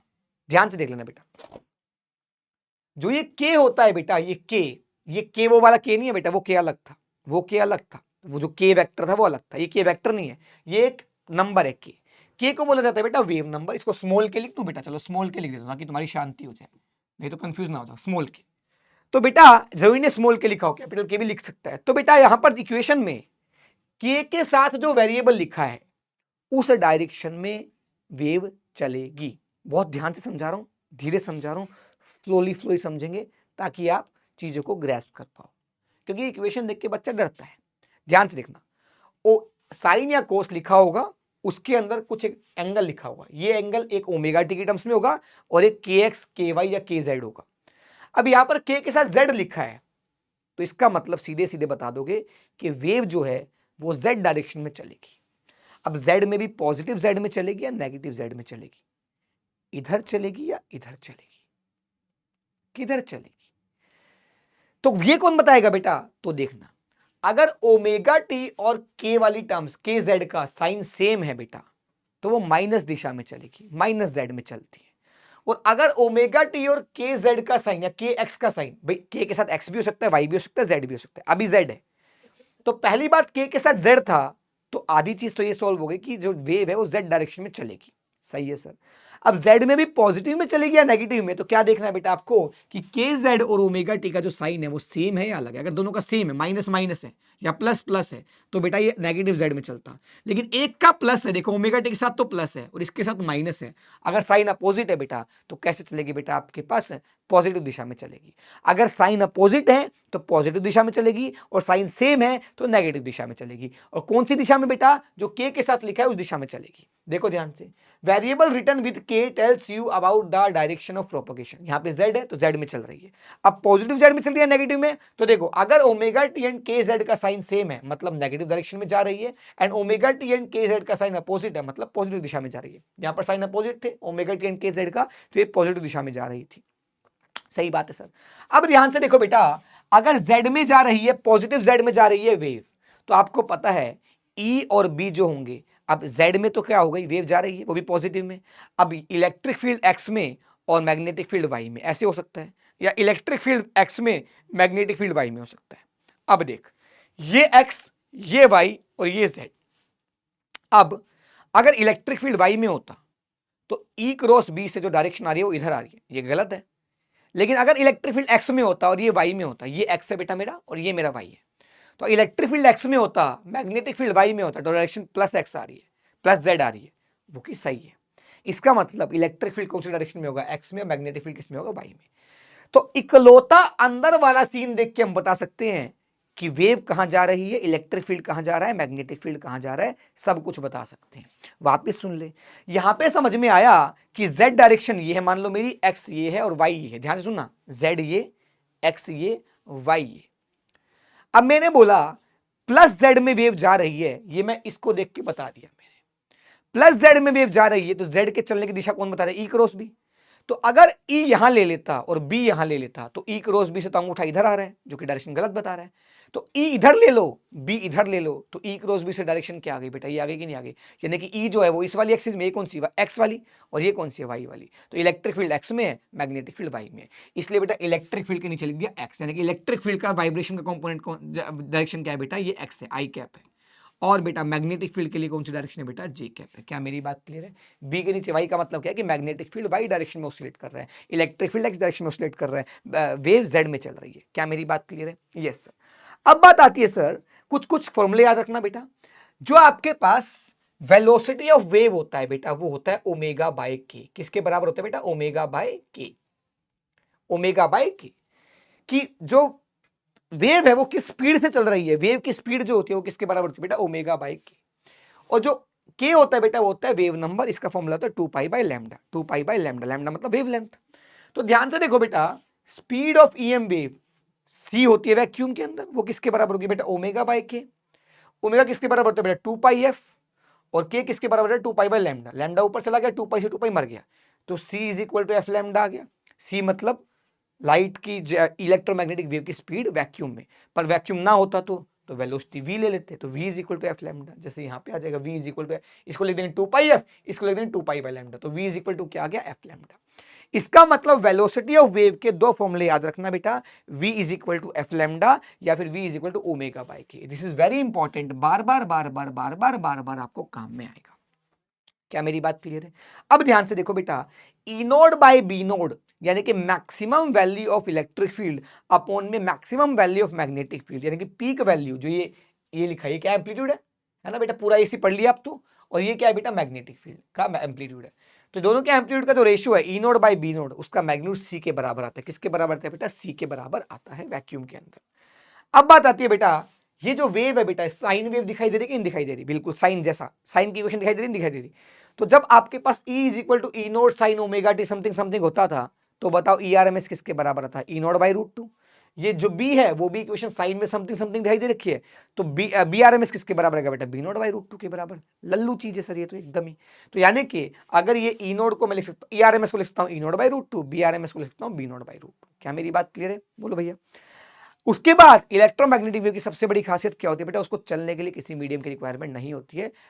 जो इलेक्ट्रोमैग्नेटिक वेव कैसी वेव है बेटा, आपके पास नॉन मैकेनिकल वेव है। नॉन मैकेनिकल का मतलब होता है जिसको चलने के लिए मीडियम की रिक्वायरमेंट नहीं होती है। क्या मेरी बात क्लियर है? सही है, आगे बढ़ जाए। आगे देखिए बेटा, आगे लास्ट मेरे ख्याल से 2-3 नहीं, हाँ इसके बाद एक पेज और है। एनर्जी डेंसिटी क्या होती है बेटा, कि कोई वेव, मान लो इस जगह पर बहुत सारी इलेक्ट्रोमैग्नेटिक वेव है, तो इलेक्ट्रोमैग्नेटिक वेव की जो टोटल एनर्जी है अपॉन में इस कमरे की टोटल वॉल्यूम जो होगी वो क्या होगी, एनर्जी डेंसिटी। डेंसिटी का मतलब समथिंग अपॉन वॉल्यूम होता है, जनरली तो यही होता है। तो बताओ बेटा, आपके पास इलेक्ट्रोमैग्नेटिक वेव के पास क्या है बेटा, दो कंपोनेंट है, एक मैग्नेटिक फील्ड है और एक इलेक्ट्रिक फील्ड है। तो याद रखना बेटा, इलेक्ट्रोमैग्नेटिक वेव की टोटल एनर्जी दो आधे आधे हिस्सों में बटी होती है। आधी एनर्जी मैग्नेटिक फील्ड के रूप में होती है और आधी एनर्जी इलेक्ट्रिक फील्ड के रूप में होती है। यानी कि अगर इलेक्ट्रोमैग्नेटिक वेव के पास 100 जूल की एनर्जी है, तो 50 जूल एनर्जी मैग्नेटिक फील्ड की फॉर्म में है और 50 जूल एनर्जी इलेक्ट्रिक फील्ड की फॉर्म में है। ठीक है गाइस, इसका मतलब जो एनर्जी डेंसिटी होगी, टोटल एनर्जी डेंसिटी होगी, वो किसके बराबर होगी, energy density in the form of electric field plus में energy density in the form of magnetic field. सही है, ये दोनों बराबर होते हैं, मैंने बोला आधा आधा होता है, तो ये दोनों बराबर हैं, तो इसी को लिख सकता हूं 2 into energy density in the form of electric field, या इसी को पूरे को लिख सकता हूं बेटा 2 into energy density in the form of magnetic field. Small you है, स्मॉल यू का मतलब होता है एनर्जी डेंसिटी। अब आपने बचपन में पढ़ा है सर बचपन में पढ़ा है, अरे 12th में ही पढ़ा है, चैप्टर नंबर कैपेसिटर के अंदर, चैप्टर नंबर नहीं, चैप्टर जो है कैपेसिटेंस वाले ना, सेकंड चैप्टर जो है 12th का, उसके अंदर आपने पढ़ा है बेटा क्या, जो कैपेसिटर के अंदर एनर्जी होती है, इलेक्ट्रिक फील्ड की जो एनर्जी डेंसिटी होती है वो होती है half epsilon nought E square, half epsilon nought E square. कौन सी energy density in the form of electric field. फिर आपने पढ़ा था बेटा, शायद ईएमआई में पढ़ा होगा या हाँ ईएमआई में ही पढ़ा होगा मोस्ट प्रोबेबली, कि मैग्नेटिक फील्ड का जो एनर्जी डेंसिटी होती है वो होती है B square upon 2 mu naught, B square upon 2 mu naught. समस्या ये है यहां तो इलेक्ट्रिक फील्ड और मैग्नेटिक फील्ड वेरी कर रहे हैं, तो वेरी कर रहे हैं तो वैल्यू पुट कर दो। इलेक्ट्रिक फील्ड की वैल्यू कितनी थी, ई नोड का square sine square omega T minus के जेड। मैग्नेटिक फील्ड की वैल्यू क्या थी बेटा, बी नोड का साइन ओमेगा टी माइनस के जेड, स्क्वायर कर दिया। अब ये आपके पास एनर्जी डेंसिटी आ गई टोटल फंक्शन ऑफ टाइम, यानी कि किसी भी टाइम टी की वैल्यू पुट करोगे तो इंस्टेंटेनियस एनर्जी आ गई, एक तरीके से इंस्टेंटेनियस एनर्जी डेंसिटी आ गई, यानी कि किसी पर्टिकुलर समय पर अगर आपको एनर्जी डेंसिटी बतानी है तो समय की वैल्यू पुट करो, आंसर आ जाएगा। सही है, वैसे ही समय बहुत चल रहा है आजकल। हाँ, अब देखो ध्यान से, जो एवरेज निकालना होता है तो बताओ बच्चों, मेरी एक एक बात तुम्हें अच्छे से याद आएगी, जो बच्चा मेरे माइंड में देख रहा है उसको याद आ जाएगा। मैंने आपको बताया साइन स्क्वायर थीटा का एवरेज कितना होता है, 1/2। तो ध्यान से देख, half epsilon nought E node का स्क्वायर तो कांस्टेंट है, और साइन स्क्वायर थीटा का एवरेज किसके बराबर होगा बेटा, 1/2। तो 1/2 और 1/2 कितने हो जाएंगे, 1/4 हो जाएगा। प्लस बी नोड का स्क्वायर बाय 2 म्यू नोड तो कांस्टेंट है, साइन स्क्वायर थीटा का एवरेज कितना हो जाएगा, 1/2, यानी कि ये कितना आ गया बेटा आपके पास, 1/4 आ गया। अब ये दोनों इक्वल इक्वल हैं तो इसकी जगह मैं यही लिख सकता हूं भैया, जैसे मैंने यहां लिखा u E plus u B, u E plus u B लिख दिया एवरेज में। अगर मुझे टोटल एवरेज निकालना है तो इसी को मैं 2 टाइम्स लिख सकता हूं, तो 2 टाइम्स लिखा तो 1/2 हो गया ये, या फिर मैं इसी को 2 टाइम्स लिख सकता हूं तो 1/2 हो गया ये। अरे बात क्लियर है भाई, मैं ये फॉर्मूला लगा रहा हूं, यहां से यहां पे आया हूं मैं, बस ये नॉर्मल फॉर्मूला लिखा है, ये एवरेज में लिखा है कि अगर मुझे एवरेज निकालना पड़े एक साइकिल के लिए तो बेटा आपके पास क्या होगा, जो एनर्जी डेंसिटी के फॉर्मूले होंगे वो होंगे या तो ये लिख लो या खाली ये लिख लो, खाली ये लिख लो, चाहे रट्टा मार लो भाई, तुम्हारी इच्छा है। अब ध्यान से देखो बेटा, इसको लिखा जा सकता है E node by root two, E node by root two, देख 2 को लिख दिया रूट टू, तो E node by root two, E node by root two कितना हो गया बेटा, ई आर एम एस हो गया। तो इसका मतलब क्या लिखा है, epsilon naught into E R M S का स्क्वायर। इसको लिखा जा सकता है बेटा B naught by root two, B naught by root two, तो ये कितना हो गया बेटा, बी आर एम एस का स्क्वायर अपॉन म्यू नोट। यानी कि जो एवरेज डेंसिटी है, मतलब एनर्जी डेंसिटी है, एवरेज एनर्जी डेंसिटी, उसके इतने सारे फॉर्मूले हैं, जो तुम्हें चाहो तो याद रख लेना, बट आपको समझना पड़ेगा कि ई क्या है, ई नोड क्या है, सब चीजें क्या है। ये बहुत इंपॉर्टेंट स्लाइड है बेटा। आगे बढ़ते हैं बेटा, आगे आता है energy of a EM wave. मान लो एक ये छोटा सा सिलेंडर है, इसमें कोई ईएम वेव एंटर कर रही है, तो ये ए एरिया से एंटर किया, इसका स्पीड कितना ईएम वेव का बेटा, सी है, तो dt टाइम में वो कितना आगे चला जाएगा बेटा, सी dt, स्पीड इनटू टाइम, इतना आगे चला जाएगा। तो यानी कि dt टाइम के अंदर ये कितनी एनर्जी है बेटा, एनर्जी होगी बेटा, एनर्जी को लिख सकते हैं बेटा energy density into volume. Energy density कितना था बेटा, half epsilon nought E node का स्क्वायर, ई नोड मतलब maximum value of electric field. इसका वॉल्यूम कितना है बेटा, A into C D T, length, area into length, upon में टाइम किसके बराबर होता है बेटा, ये नीचे एरिया अपॉन टाइम, याद कर इंटेंसिटी का फॉर्मूला होता है energy per unit area per unit time. तो इस जगह में एनर्जी कितनी होगी बेटा, एनर्जी डेंसिटी इनटू इस जगह की वॉल्यूम, अपॉन में इसका क्रॉस सेक्शनल एरिया, अपॉन में कितना टाइम लगा, तो टाइम dt। इसका मतलब इंटेंसिटी का फॉर्मूला डेवलप हो गया बेटा आपके पास, half epsilon node E node का स्क्वायर इनटू सी। सवाल आया है जेईई मेंस में इसके ऊपर डायरेक्ट, ठीक है बेटा। चलिए आगे देखिए बच्चा, मोमेंटम जो होता है, तो अगर आपके पास इलेक्ट्रोमैग्नेटिक वेव टोटल एनर्जी जो कैरी कर रही है वो यू कर रही है, यानी कि इलेक्ट्रोमैग्नेटिक वेव ने किसी सरफेस पे जो एनर्जी डाली वो यू डाली, यू, यू मतलब कैपिटल यू, अब ये एनर्जी डेंसिटी नहीं है, ये एनर्जी है केवल, और टी टाइम में डाली। मान लो मैंने बोला कि इसने इस सरफेस पर 100 जूल एनर्जी डाली इलेक्ट्रोमैग्नेटिक वेव ने 10 सेकंड में, तो 100 अपॉन में 10 क्या हो गया, पावर आ गई, पावर तो निकालनी नहीं थी। तो अगर एक यू एनर्जी डालता है बेटा टी टाइम के अंदर, तो आपके पास उस मोमेंटम को कैसे लिखा जाएगा बेटा, एनर्जी यू बाय में स्पीड ऑफ ईएम वेव सी।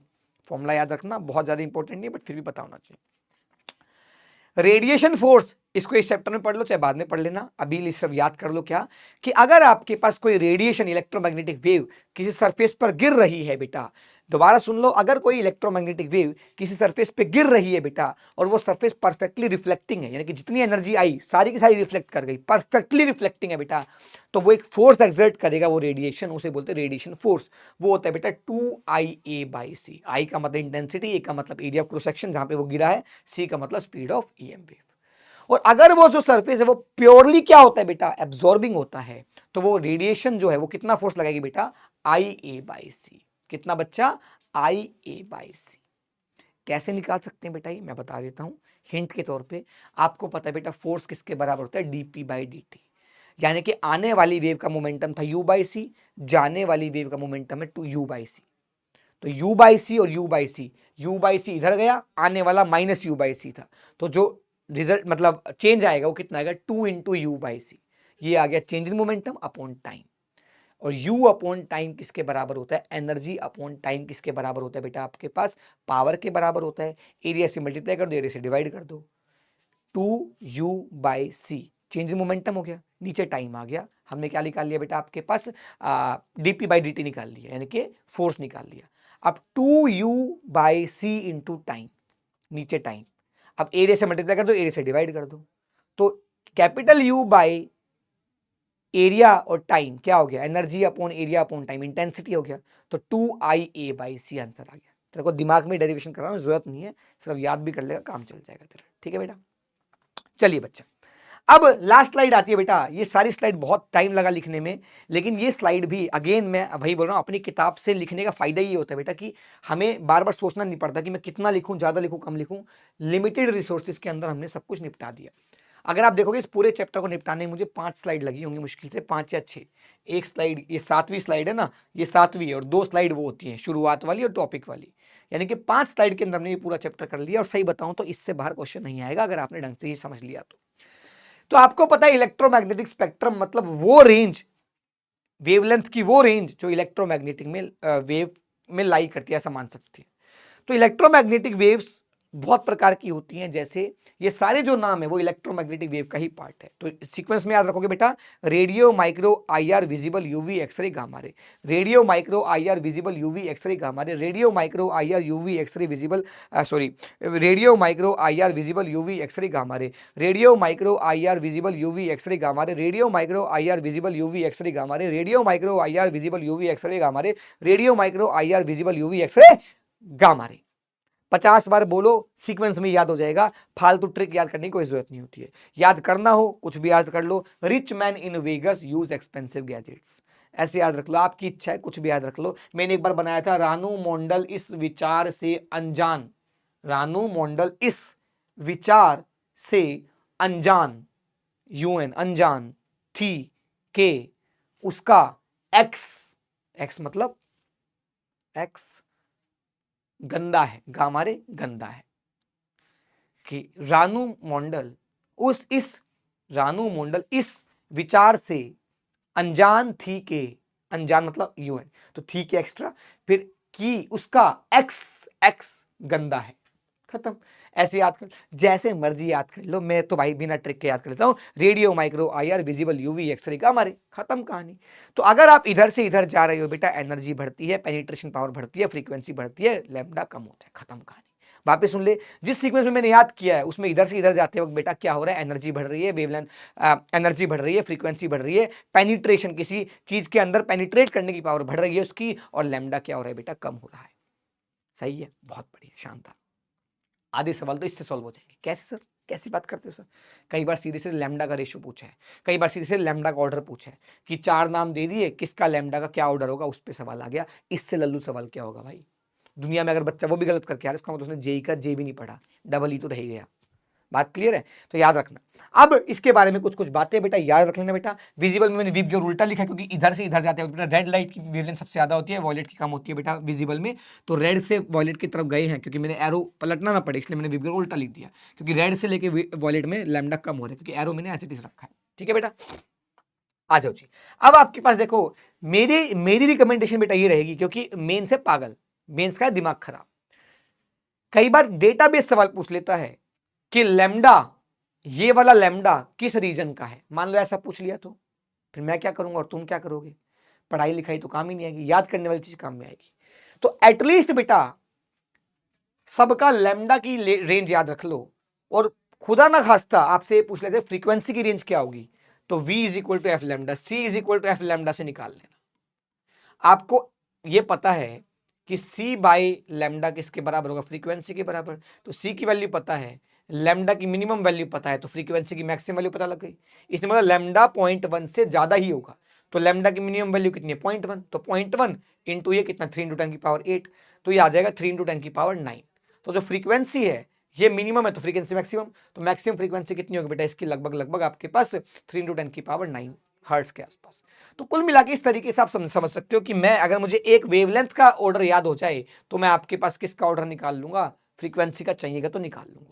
तो वेवलेंथ का याद रख लेना बेटा कि रेडियो की वेवलेंथ लैम्डा 0.1 मीटर से ज्यादा होती है, आपके पास माइक्रो की 0.1 मीटर से 1 मिलीमीटर के बीच में होती है, इंफ्रारेड की 1 मिलीमीटर से 700 एनएम के बीच की होती है, विजिबल की 700 से 400 एनएम के बीच की होती है बेटा, और अल्ट्रावायलेट की 400 से 0.6 एनएम के बीच की होती है बेटा, एक्सरे की 1 एनएम से 10 की पावर -3 एनएम नैनोमीटर के बीच की होती है बेटा, और जो गामा रेज है उसकी 10 की पावर -3 नैनोमीटर से भी कम होती है आपके पास। कुल मिला के ये अप्रोक्सीमेट रेंज होती है, हर किताब में थोड़ी बहुत ऊपर नीचे मिल सकती है, तो घबराना नहीं है बेटा, ठीक है। अच्छा, इसके बाद बेटा यूजेस, सबसे इंपॉर्टेंट है बेटा, कम से कम अगर तुम 12th के बच्चे हो तो याद रखना बेटा, कम से कम हर एक वेव के 2 यूजेस और उनका प्रोडक्शन पता होना चाहिए। तुम्हारे बोर्ड के एग्जाम में बहुत बड़ा चांस है कि इसके ऊपर एक सवाल आ जाए कि रेडियो वेव के यूज बताओ, माइक्रोवेव के यूज बताओ, इसके यूज बताओ, या इंफ्रारेड रेस पैदा कैसे हो रही है, ये वाली रेस पैदा कैसे हो रही है। तो प्रोडक्शन पता होना चाहिए हर एक वेव का, और आपको इनका यूज पता होना चाहिए, कम से कम 3 यूज याद रखते ना एग्जाम में, अगर आप बोर्ड के बच्चे हो तो, ठीक है। और जेई मेंस के तो बेटा ऑप्शन ही नहीं है, आपको सब कुछ ही पढ़ना पड़ेगा, क्योंकि हो सकता है कहीं से भी सवाल पूछ ले। अब ध्यान से देख लो बेटा, आपके पास क्या है, रेडियो वेव, रेडियो टेलीविजन में यूज होता है बेटा, ग्राउंड वेव प्रोपोगेशन में यूज होता है, लो फ्रीक्वेंसीज की मदद से। जो इस रेडियो वेव की जो फ्रीक्वेंसी है बेटा आपके पास काफी कम है, वो ग्राउंड वेव में यूज हो जाती है, थोड़ी सी उससे हाई फ्रीक्वेंसी जो होती है वो स्काई वेव में यूज हो जाती है बेटा आपके पास, और एफएम एएम में यूज होता है आपके पास, है ना, जो आपने गाड़ी में एफएम वगैरह होता है उसमें यूज होता है आपके पास। प्रोडक्शन कैसे होता है बेटा रेडियो वेव का, रेडियो वेव का प्रोडक्शन होता है कि जो वायर्स में जो चार्ज है उनके ओसिलेशन से या उनके एक्सेलरेशन से। तो accelerated motion of charge particles in wire, wire के अंदर जो चार्ज पार्टिकल है उसके एक्सेलरेशन या उसके ओसिलेशन से क्या होते हैं बेटा, रेडियो वेव पैदा की जाती है।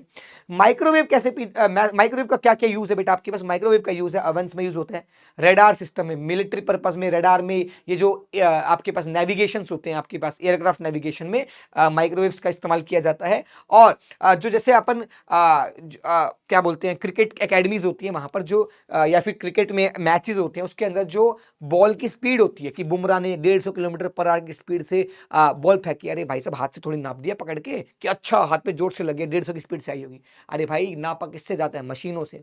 और वो किस प्रिंसिपल पे काम करती है बेटा, माइक्रोवेव्स की हेल्प से उनका क्या स्पीड डिटेक्शन हो रहा होता है, ठीक है जी। ऑटोमोबाइल्स में आपका जो स्पीड कैमरेज होते हैं बेटा उनके अंदर माइक्रोवेव्स की हेल्प से आपके पास क्या होता है, मदद से क्या होता है बेटा आपके पास, कुल मिला के स्पीड डिटेक्ट होती है, कितनी स्पीड से कोई चीज आ रही है। उसके बाद बेटा प्रोडक्शन कैसा होता है, प्रोडक्शन माइक्रोवेव का बहुत इंपॉर्टेंट, याद रखना इसके लिए स्पेशल वैक्यूम ट्यूब्स होती हैं, कई, एक का नाम किलस्ट्रोन होता है, एक का नाम गन डायोड होता है, एक का नाम मैग्नेट्रॉन्स होता है। तो special vacuum tubes like klystron, KYLSTRON klystron, magnetron MAGNETRON, ये स्पेलिंग इसलिए बोलोगे कि हो सकता है छोटा दिखे तुम्हें, क्योंकि भाई मैंने एक पेज में समअप करने की कोशिश की है। और गन डायोड, क्या है बेटा, गन डायोड। उसके बाद बेटा IR, IR क्या होता है बेटा आपके पास, IR का यूज क्या है बेटा, IR का यूज फिजिकल थेरेपीज में यूज होता है आपके पास, अर्थ का टेम्परेचर मेंटेन करके रखता है इंफ्रारेड। IR जो है बेटा मिलिट्री के अंदर क्रॉप्स, मिलिट्री पर्पस में यूज होता है, साथ में क्रॉप्स की जो ग्रोथ है उसको ऑब्जर्व करने में IR का इस्तेमाल किया जाता है। और यूज्ड इन रिमोट, जो आपकी टीवी, पुरानी टीवी में रिमोट्स वगैरह होते हैं उनके आगे एक छोटा सा बल्ब दिखेगा आपको, वो IR सेंसर होता है। क्या मेरी बात क्लियर है? कई बार से टीवी का रिमोट इधर करूंगा, सामने टीवी है लेकिन चलेगा नहीं, लेकिन अब सामने करूंगा तो अब चलता है, क्योंकि वो रेंज पकड़ता है, वो IR अपने क्या बोलते हैं ट्रांसमीटर से रिसीवर की तरफ क्या भेजता है, IR वेव भेजता है। सर आजकल तो कहीं भी चल जाता है, क्योंकि आजकल ब्लूटूथ ब्लूटूथ बेस्ड होता है, आजकल टेक्नोलॉजी अलग है। तो पुरानी टाइप की टीवी जिसके अंदर बल्ब सा होता है रिमोट में, वो अलग चीज होता है बेटा, ठीक है। जैसे मेरे पास ये रिमोट है, ये अलग प्रिंसिपल पे काम कर रहा है, इसको मैं इधर भी करूंगा, इधर भी करूंगा, देख मेरी स्लाइड बदल रही है, इधर भी करूंगा, इधर भी करूंगा, जबकि मेरा बोर्ड तो पीछे है, देख ले जादू, है ना। तो इस तरीके से ये अलग चीज है, ये अलग चीज है, ये आईआर पे काम नहीं कर रहा है, ये दूसरी चीज पे काम कर रहा है। इसके बाद बेटा आपके पास क्या है, विजिबल। विजिबल का तो यूज आपको पता ही है कि हमें देखने में मदद की जाती है। देखने में सबसे इंपॉर्टेंट क्या है, विजिबल रेस का हेल्प है, आपकी अपनी हेल्प कर रहा है। कैसे पैदा होती है बेटा विजिबल रेस? विजिबल रेस पैदा होती है जब एटम के अंदर एक शेल से दूसरे शेल के अंदर क्या आता है बेटा, इलेक्ट्रॉन्स ट्रांसमिट करते हैं, तो उससे विजिबल लाइट क्रिएट होती है। तो एटॉमिक डी एक्साइटेशन से क्या है, विजिबल रेडिएशन प्रोड्यूस होती है। अच्छा, इसका प्रोडक्शन रह गया आपके पास। जो आपके पास आईआर वेव्स होती है बेटा, वो vibration of molecules and atom.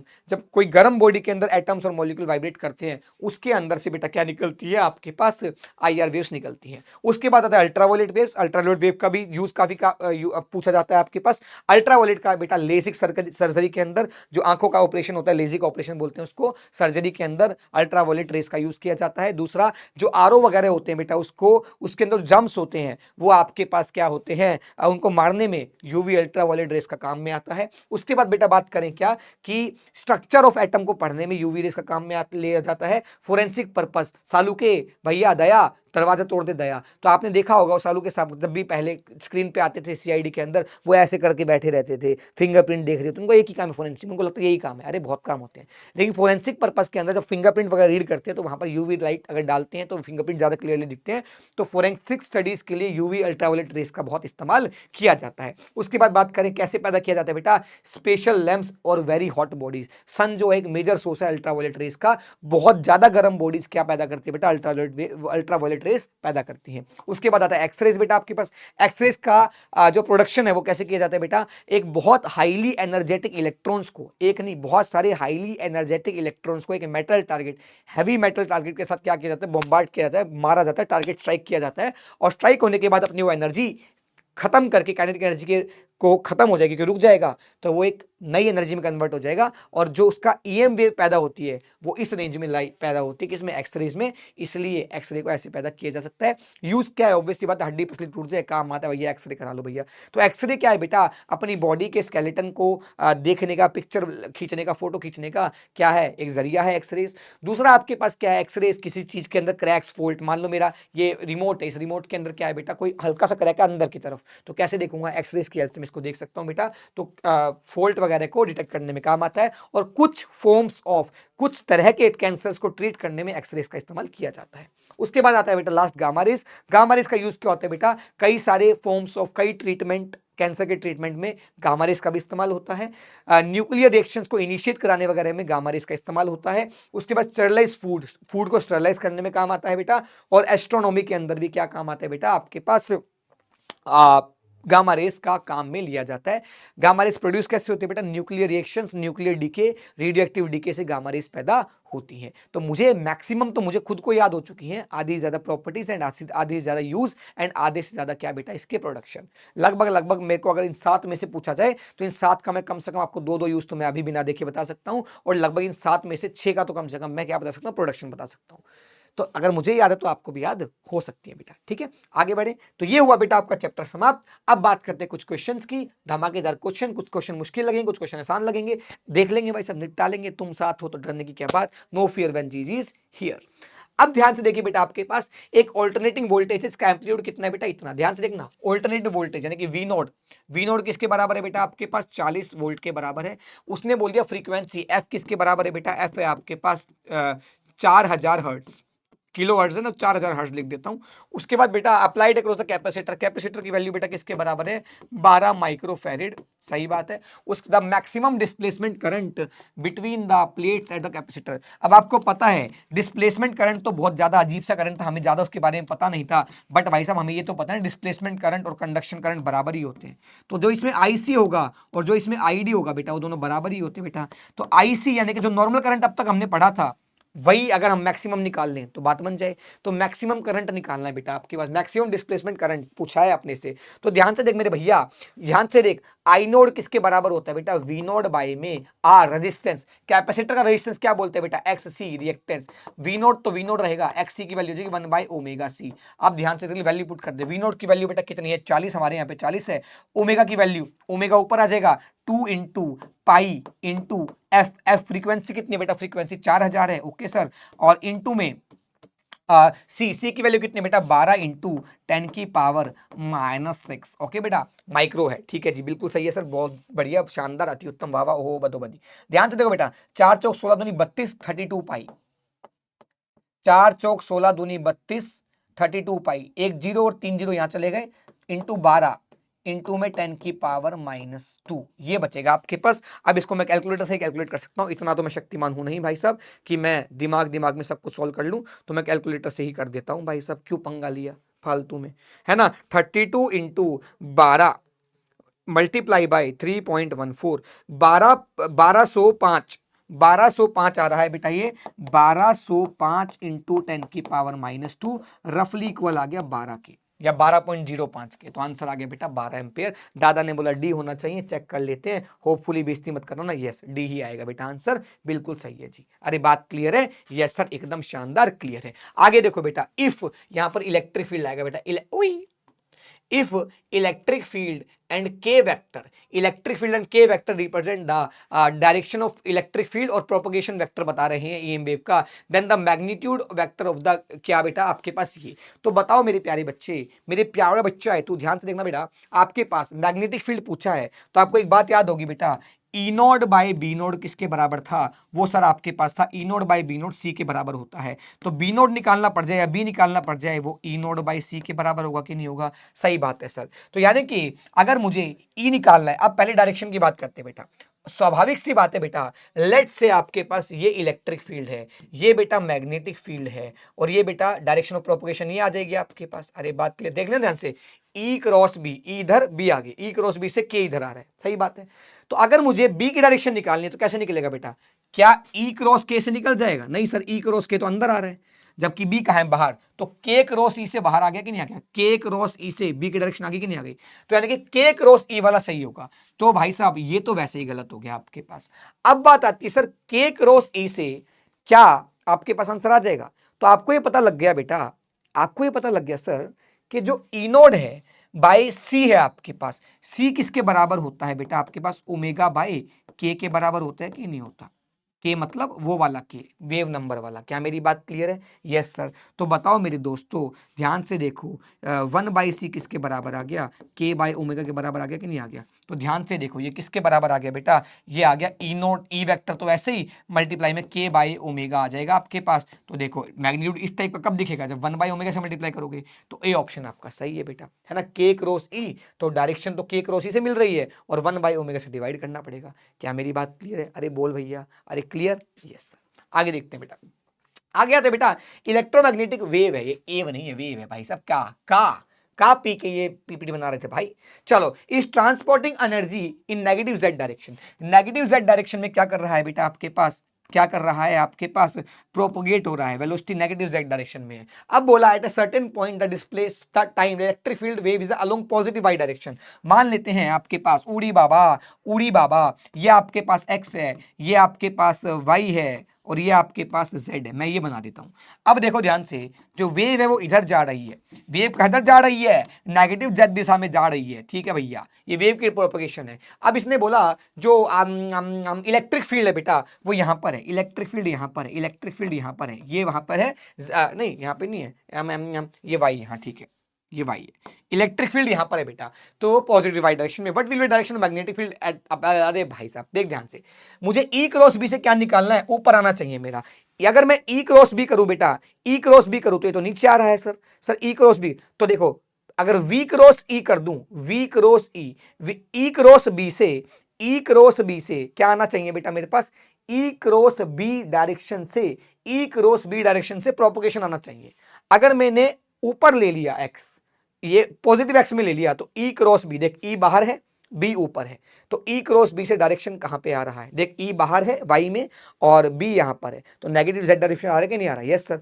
इसका मतलब अगर ये बाहर है, अगर मैं ऊपर की तरफ बी ले लूं तो मेरा यस प्रोपगेशन सही आ रहा है। इसका मतलब मेरा बी कहां पर होगा बेटा, पॉजिटिव एक्स दिशा में। इसका मतलब पॉजिटिव डायरेक्शन ऑफ एक्स वाला मेरा क्या आ गया बेटा, आंसर आ गया, ये ले लाडले, ये आंसर आना चाहिए, लाडले बिल्कुल ये आंसर है, कोई दिक्कत वाली बात नहीं है। अगला देखते हैं ध्यान से बेटा, इलेक्ट्रिक फील्ड है प्लेन इलेक्ट्रोमैग्नेटिक वेव का, ये दे रखा है बेटा 20 वोल्ट, ठीक है जी। तो देखो ध्यान से, यहां से आपको दिख पा रहे हो, पूछा है क्या, the dielectric constant of the medium is. बड़ा अच्छा सवाल है, थोड़ा कंफ्यूजिंग सवाल लगेगा बच्चे को, मैं बता देता हूं, ले ध्यान से देख, ध्यान से बेटा। यहां पर आपको समझ में आ रहा है क्या कि जो ओमेगा है बेटा वो है आपके पास 2 इंटू 10⁻10, और जो के है बेटा वो आपके पास है 200।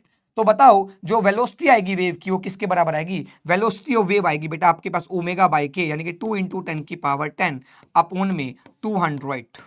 और ये बात क्लियर है क्या, सही है क्या, सबको सही है क्या, बिल्कुल सही बात है, कोई दिक्कत वाली बात नहीं है। तो यहां से देखो बेटा आपके पास किसके बराबर आया, 2 इंटू 10⁻10 आ रहा है बेटा 10। तो यहां से आंसर आ रहा है बेटा आपके पास 10⁻8, 10⁻8 मीटर पर सेकंड क्या आ गई, वेलोसिटी आ गई। इसका मतलब ये वेव नॉर्मल मीडियम में तो नहीं है, मतलब वैक्यूम में तो नहीं है, क्योंकि वैक्यूम में स्पीड कितनी होती है 3 इंटू 10⁸। इसका मतलब आपको याद आएगा refractive index of a medium होता है बेटा, अगर आपने पढ़ रखा है, अगर आप मेरे प्यारे नन्हे मुन्ने बच्चे तो याद रखना, नहीं पता तो कोई बात नहीं, जान लो कि रिफ्रैक्टिव इंडेक्स ऑफ मीडियम होता है बेटा, refractive index, refractive index, refractive index, refractive index जो होता है बेटा वो होता है speed of light in vacuum upon speed of light in medium. क्या मेरी बात क्लियर है, वो किसके बराबर आ गया बेटा, 3 इंटू 10⁸ अपॉन में 10⁸। तो सर ये आ गया आपके पास 3 आ गया, क्या आ गया सर, 3 आ गया। क्या मेरी बात क्लियर है, यस सर क्लियर है, कोई समस्या वाली बात नहीं है। तो जो रिफ्रैक्टिव इंडेक्स का फॉर्मूला होता है मेरे प्यारे प्यारे बच्चे, जो रिफ्रैक्टिव इंडेक्स का फॉर्मूला होता है एक, वो होता है सर, निकाल भी सकते हो, सी किसके बराबर था बेटा, सी था 1/μ0 इंटू एप्सिलॉन नॉट, और जो वी मीडियम है वो किसके बराबर है बेटा, μm इंटू एप्सिलॉन एम। ये आ गया बेटा रिफ्रैक्टिव इंडेक्स। तो जो रिफ्रैक्टिव इंडेक्स निकल के आता है बेटा वो किसके बराबर निकल के आता है, μ0 अपॉन μm अपॉन μ0, μr के बराबर होता है। तो ये आ गया μr इंटू एप्सिलॉन आर। अब ऑब्वियस सी बात है मीडियम का म्यू तो दे नहीं रखा, मीडियम का म्यू तो दे नहीं रखा, इसका मतलब मीडियम का म्यू भी μ0 ले लेंगे। तो यानी कि नथिंग, कुछ भी गिवन नहीं है, तो μr तो 1 मान लो। रिफ्रैक्टिव इंडेक्स 3 है, 3 इज इक्वल टू μr 1 आ गया, एप्सिलॉन आर हमें निकालना है। डाइलेक्ट्रिक कांस्टेंट का मतलब होता है एप्सिलॉन आर, एप्सिलॉन आर ही डाइलेक्ट्रिक कांस्टेंट गंगाधरी शक्तिमान है। तो एप्सिलॉन आर यहां से किसके बराबर आ गया, दादा ने बोला मेरे हिसाब से 9 के बराबर आएगा, तो दादा ने बोला 9, तो 9 मानना पड़ेगा, नहीं भी हो तो आंसर ठीक कर लेना, दादा गलत नहीं हो सकते। Yes, D is the correct option. क्या मेरी बात क्लियर है, यस जी बिल्कुल सही है जी। ये थोड़े बहुत फॉर्मूले बेटा अदर चैप्टर से रिलेटेड है, अगर ना भी समझ में आए तो टेंशन मत लेना, बाद में आ जाएंगे, जिसने पढ़ा हुआ है उसको पता होगा, ठीक है। और वैसे ही बेटा मैं ही यहाँ पे आपको बहुत सारे क्वेश्चन करा रहा हूँ, हालांकि माइंड मैप पे बनते नहीं है, बट करा देता हूँ, कोई बात नहीं। आगे आ जाओ जी बेटा, देखो ध्यान से, इलेक्ट्रोमैग्नेटिक वेव है जो एक्स डायरेक्शन में प्रोपोगेट कर रही है। ओके, ये मान लेते हैं आपके पास एक्स है, ये आपके पास बेटा वाई है, और ये आपके पास बेटा जेड है। अब ध्यान से देखो, इलेक्ट्रोमैग्नेटिक वेव प्रोपोगेशन इधर हो रहा है, प्रोपोगेशन इधर हो रहा है, वी वेलोसिटी इधर है, वेक्टर इधर है, प्रोपोगेशन की डायरेक्शन। अब बोला इलेक्ट्रिक फील्ड और मैग्नेटिक फील्ड बताओ, तो भैया जी अब ऑब्वियस सी बात है magnetic field electric field Y और जेड में होंगे। तो Y Z, Y Z, Y Z और वाई जेड, सब सारे वाई जेड में दे रखे हैं। अब देखते हैं कौन वाई में होगा कौन जेड में। तो आपको पता है ई क्रॉस बी से ऊपर आना चाहिए, तो ई इधर बी इधर, तभी तो बात बनेगी ऊपर। देख ध्यान से, अगर ई बाहर, उई, अगर ई बाहर और जेड मतलब बी इधर, तभी तो ऊपर डायरेक्शन आ रही है। तो इसका मतलब ये डायरेक्शन किसकी आ गई बेटा, ई की, और ये डायरेक्शन किसकी आ गई बेटा, बी की। तो बताओ ई की डायरेक्शन कौन सी आएगी बेटा, वाई, और बी की डायरेक्शन कौन सी आएगी, जेड। तो ई की वाई बी की जेड, ई की वाई बी की जेड, ई की वाई बी की जेड, ई की वाई बी की जेड, ये तो सारी वैसे आ गए बेटा, आपके पास कोई दिक्कत ही नहीं है। अब ध्यान से देखो, ऑब्वियस सी बात है, ये ई वाई लिखा है, जे कैप लिखा है, ठीक है जी। अब बताओ आपके पास सब पॉजिटिव में आना चाहिए, पॉजिटिव में मतलब इलेक्ट्रिक फील्ड पॉजिटिव में, अब देख ध्यान से, पॉजिटिव एक्स में क्या कर रहा है बेटा, पॉजिटिव एक्स में क्या कर रहा है बेटा, जा रहा है, इसका मतलब ओमेगा टी और के एक्स का साइन अपोजिट होना चाहिए। तो देख ओमेगा टी और के एक्स, ओमेगा टी और के एक्स, ओमेगा टी और के एक्स, ओमेगा टी और के एक्स, हर जगह वो भी सही से सब कुछ सेम है, और उस भी वो भी चेक नहीं करना। अब अपने को एक आधी चीज चेक करनी होगी, देखो ध्यान से, मैक्सिमम मैग्नीट्यूड ई नोड दे रखा है बेटा, ई नोड तो दे रखा है बेटा आपके पास 60, तो बी नोड निकाल लेते हैं, बी नोड आएगा ई नोड बाई सी, तो वो आ गया सर बी नोड आ गया 60/3 इंटू 10⁸8, यानी कि 20 इंटू 10⁻⁻8, यानी कि 2 इंटू 10⁻⁻7। तो देख लेते हैं बेटा, ई नोड 60 है और ये बेटा इतना है, नहीं ये तो गलत हो गया बेटा, ई नोड 60 है, बी नोड इतना है, ये सही हो सकता है, ई इतना है, गलत हो गया बेटा, ई इतना है, गलत हो गया बेटा, सीधे ऑप्शन यही मैच हो गया, ई नॉट ये है और बी नॉट ये है, इसी से आंसर मैच हो गया, बाकी कुछ मैच करने की जरूरत ही नहीं है। आंसर आ गया बी फॉर बंबई। अरे बात क्लियर है दोस्त? यस सर, खत्म कहानी। आगे देखो ध्यान से, आगे देखिए, एक एसी वोल्टेज है 20 साइन ओमेगा टी, फ्रीक्वेंसी इतना है, parallel plate capacitor, separation between the plate इतना, एरिया इतना है।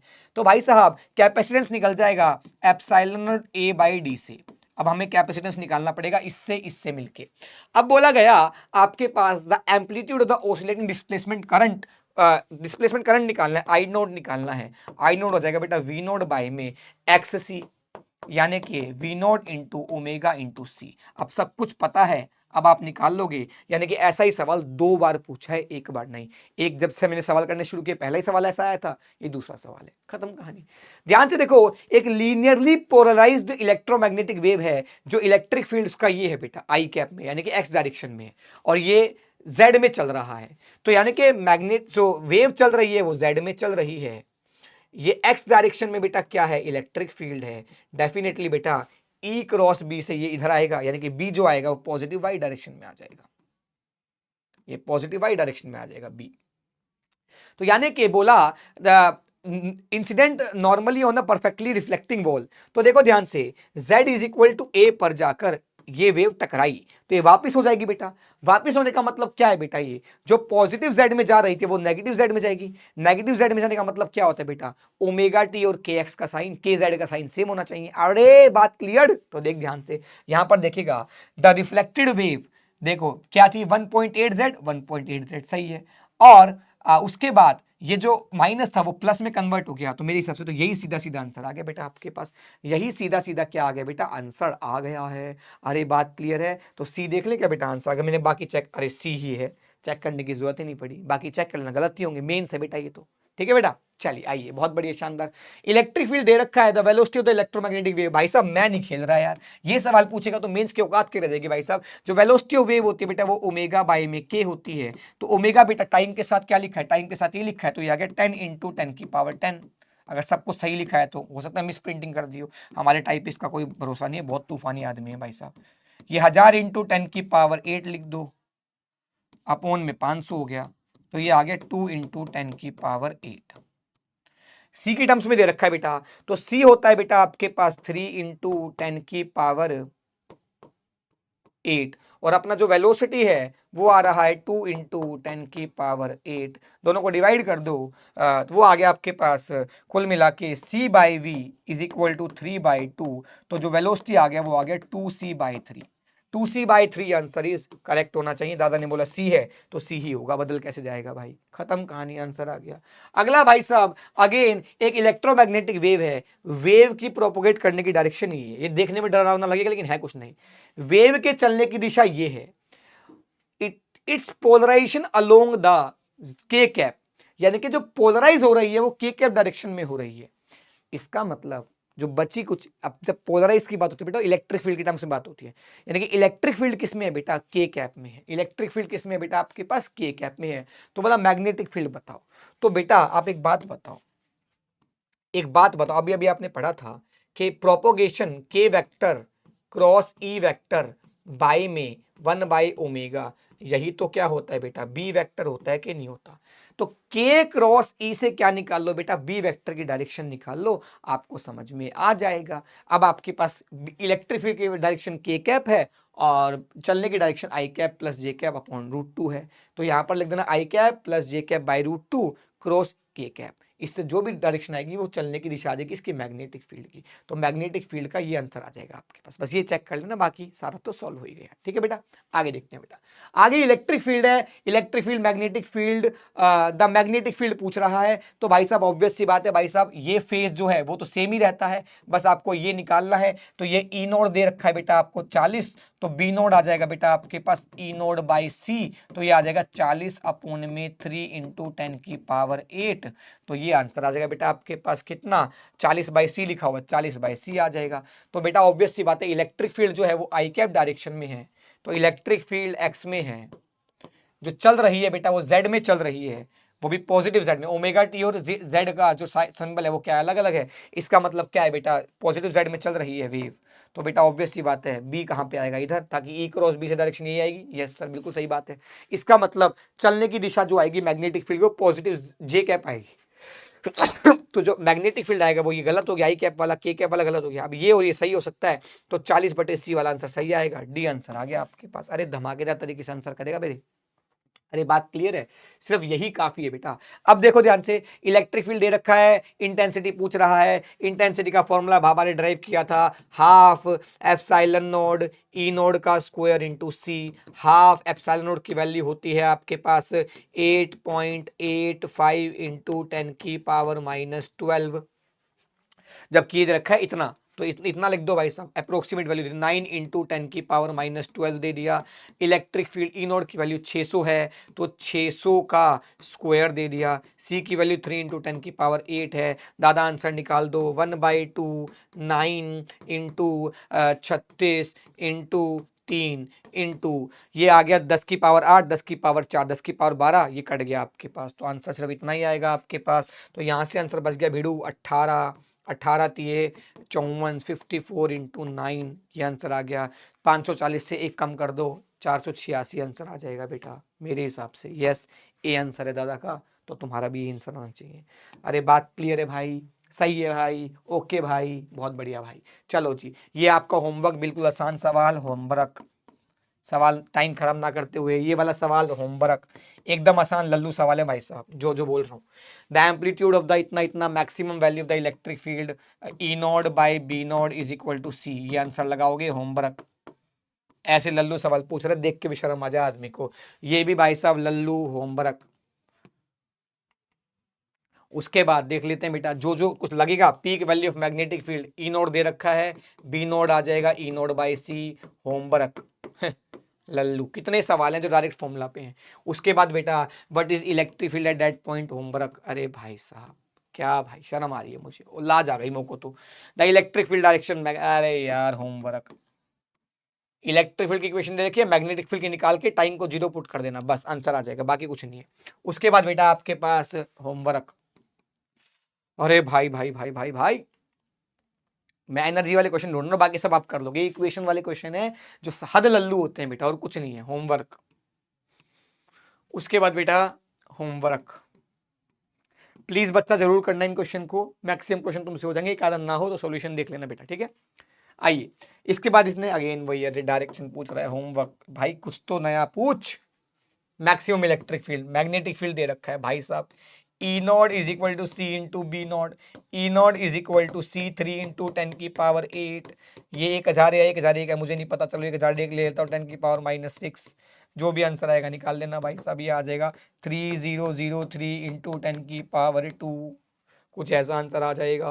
तो ये लगभग 3 इंटू 10⁻4, ये आंसर आ गया, बी आंसर आ गया भाई साहब। ये जो मैं होमवर्क बोल तो लग रहा है फिर मुश्किल होगा, अरे भाई मैं दो एक एक 10-10 सेकंड के सवाल है भाई साहब, 10-10 सेकंड के, कैसी बात करता है ये सवाल, बहुत, ये चैप्टर बहुत लल्लू है भाई, ठीक है। चलिए, the relative permeability of the medium is इतना दे रखा है, स्पीड ऑफ द लाइट इतना दे रखा है। अभी अभी बताया बेटा, मीडियम में जो स्पीड होती है, तो ये याद रखो 3 इंटू 10⁸ अपॉन में 1.5 इंटू 10⁸, ये क्या है, speed of light in vacuum, speed of light in medium. ये रिफ्रैक्टिव इंडेक्स होता है, और रिफ्रैक्टिव इंडेक्स होता है अंडर रूट में म्यू आर एप्सिलॉन आर। ये सब याद रखो, बार बार पूछा गया है फॉर्मूला, इसलिए बोल रहा हूँ। तो रिफ्रैक्टिव इंडेक्स आ गया बेटा आपके पास 2 is equal to under root में, इसने बोला relative permeability of the medium is 2, तो ये 2 पूछ रहा है, रिलेटिव परमिटिविटी पूछ रहा है ये, तो स्क्वायर कर दो बेटा, 4/2 is equal to epsilon R आ जाएगा। एप्सिलॉन आर की वैल्यू कितनी आ गई, 2 आ गई। डी ऑप्शन आ गया, दादा ने बोला डी, तो डी ही होना चाहिए। यस, डी आंसर है, खत्म कहानी, ओम स्वाहा। अरे क्लियर है, अरे बोल भाई साहब, ठीक है। ये दे दो, फ्रीक्वेंसी दे रखी है, टोटल एवरेज डेंसिटी। अरे भाई साहब, टोटल एवरेज डेंसिटी का फॉर्मूला बताया था, यू टी का एवरेज जो था वो किसके बराबर था, 1/4 एप्सिलॉन नोड ई नोड का स्क्वायर प्लस में 1/4 बी नोड का स्क्वायर अपॉन में म्यू नोड। इन दोनों को, ये दोनों बराबर होते हैं, तो इसी को 2 टाइम्स कर दो या इसी को 2 टाइम्स कर दो। तो अपने को दे क्या रखा है, अपने को दे रखा है बेटा फ्रीक्वेंसी दे रखी है, ये अपने को इलेक्ट्रिक फील्ड का मैग्नीट्यूड दे रखा है, ये वाला फॉर्मूला लगाना चाहिए। तो अगर 2 into 1/4 epsilon node E node का स्क्वायर, आपको सब पता है बेटा, 1/2 आ गया, एप्सिलॉन नोड की वैल्यू 8.85 इंटू 10⁻⁻12 आ गई, और ई नोड की वैल्यू 50 है, उसका स्क्वायर आ गया। खत्म कहानी, आंसर आ गया रे बाबा। अरे बात क्लियर है, खत्म लाडले, निकाल लेना, सॉल्व कर लेना।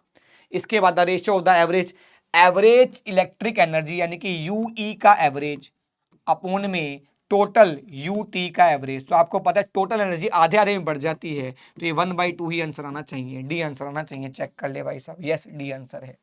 क्लियर है, बहुत बढ़िया, शानदार। इंटेंसिटी पूछ रहा है, इलेक्ट्रिक फील्ड पता है, तो इंटेंसिटी किसके बराबर होता है, half epsilon node E node का स्क्वायर इंटू सी। ये क्या है बेटा, ई नोड है। ई नोड की वैल्यू आ गई सर 56.5।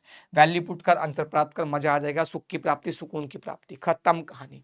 अरे बात क्लियर है, बहुत बढ़िया, शानदार। Intensity of the light bulb, intensity दे रखा है, amplitude of the magnetic field पूछ रहा है, पहले इंटेंसिटी दे दिया 0.22, ये आ जाएगा बेटा, इंटेंसिटी हो जाएगा बेटा आपके पास half epsilon node E node का स्क्वायर इंटू सी। अब यहां से क्या निकाल ले, ई नोड निकाल ले। अब E node by B node किसके बराबर होता है, सी के बराबर होता है, तो यहां से बेटा बी नोड निकाल लेना, किसके बराबर, ई नोड बाई सी के बराबर, खत्म कहानी, आंसर की प्राप्ति, सुख की प्राप्ति। क्या मेरी बात क्लियर है, यस भैया, बहुत बढ़िया, शानदार, अति उत्तम, वाह। आगे for electromagnetic wave free space में जो एवरेज डेंसिटी होती है यूई और यूएम, वो क्या होता है बेटा, बराबर होता है, तो आंसर आ जाएगा बेटा बी वाला, बम्बई।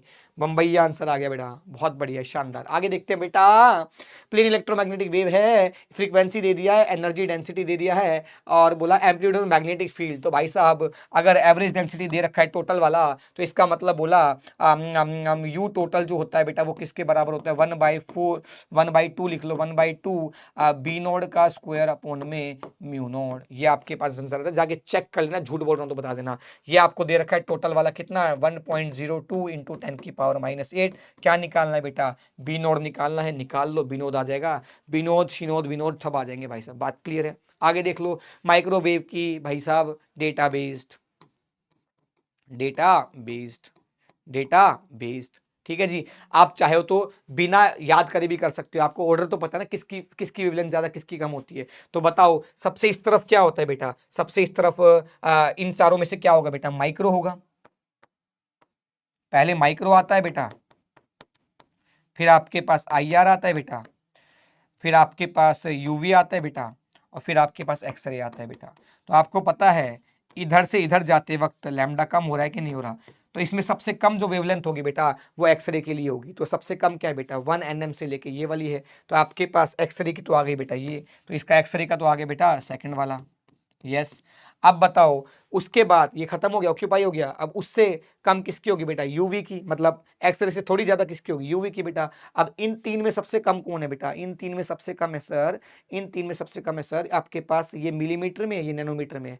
तो 400 से लेके नहीं 1 नैनोमीटर से ये, तो ये आ जाएगा बेटा किसका, यूवी का, ये आ जाएगा सेकंड, मतलब कौन से वाला बेटा, कौन से वाला हो चुका अपना, एक ये वाला तो हो चुका, सेकंड वाला हो चुका है 1 नैनोमीटर से लेके, तो 400 से लेके ये वाला, यानी कि फर्स्ट वाला आ गया अल्ट्रावायलेट के लिए, ये हो गया, ये हो गया। उसके बाद बेटा आईआर सबसे ज्यादा किसकी होगी बेटा, माइक्रो की। इन दोनों में सबसे ज्यादा कौन है बेटा, ये ज्यादा है आपके पास, तो फोर्थ वाला हो गया बेटा आपके पास माइक्रो, और ये हो गया बेटा थर्ड। ले भाई आंसर आ गया भाई सब, ले भाई सब, बिना टाइम खराब किए हमने आंसर निकाल लिया। फर्स्ट का आएगा फोर्थ, फर्स्ट का फोर्थ कौन सा है बेटा, ये गलत हो गया, फर्स्ट का फोर्थ, बी का सेकंड, तो बी का फर्स्ट, बी का फर्स्ट, तो यानी कि ये भी गलत हो गया।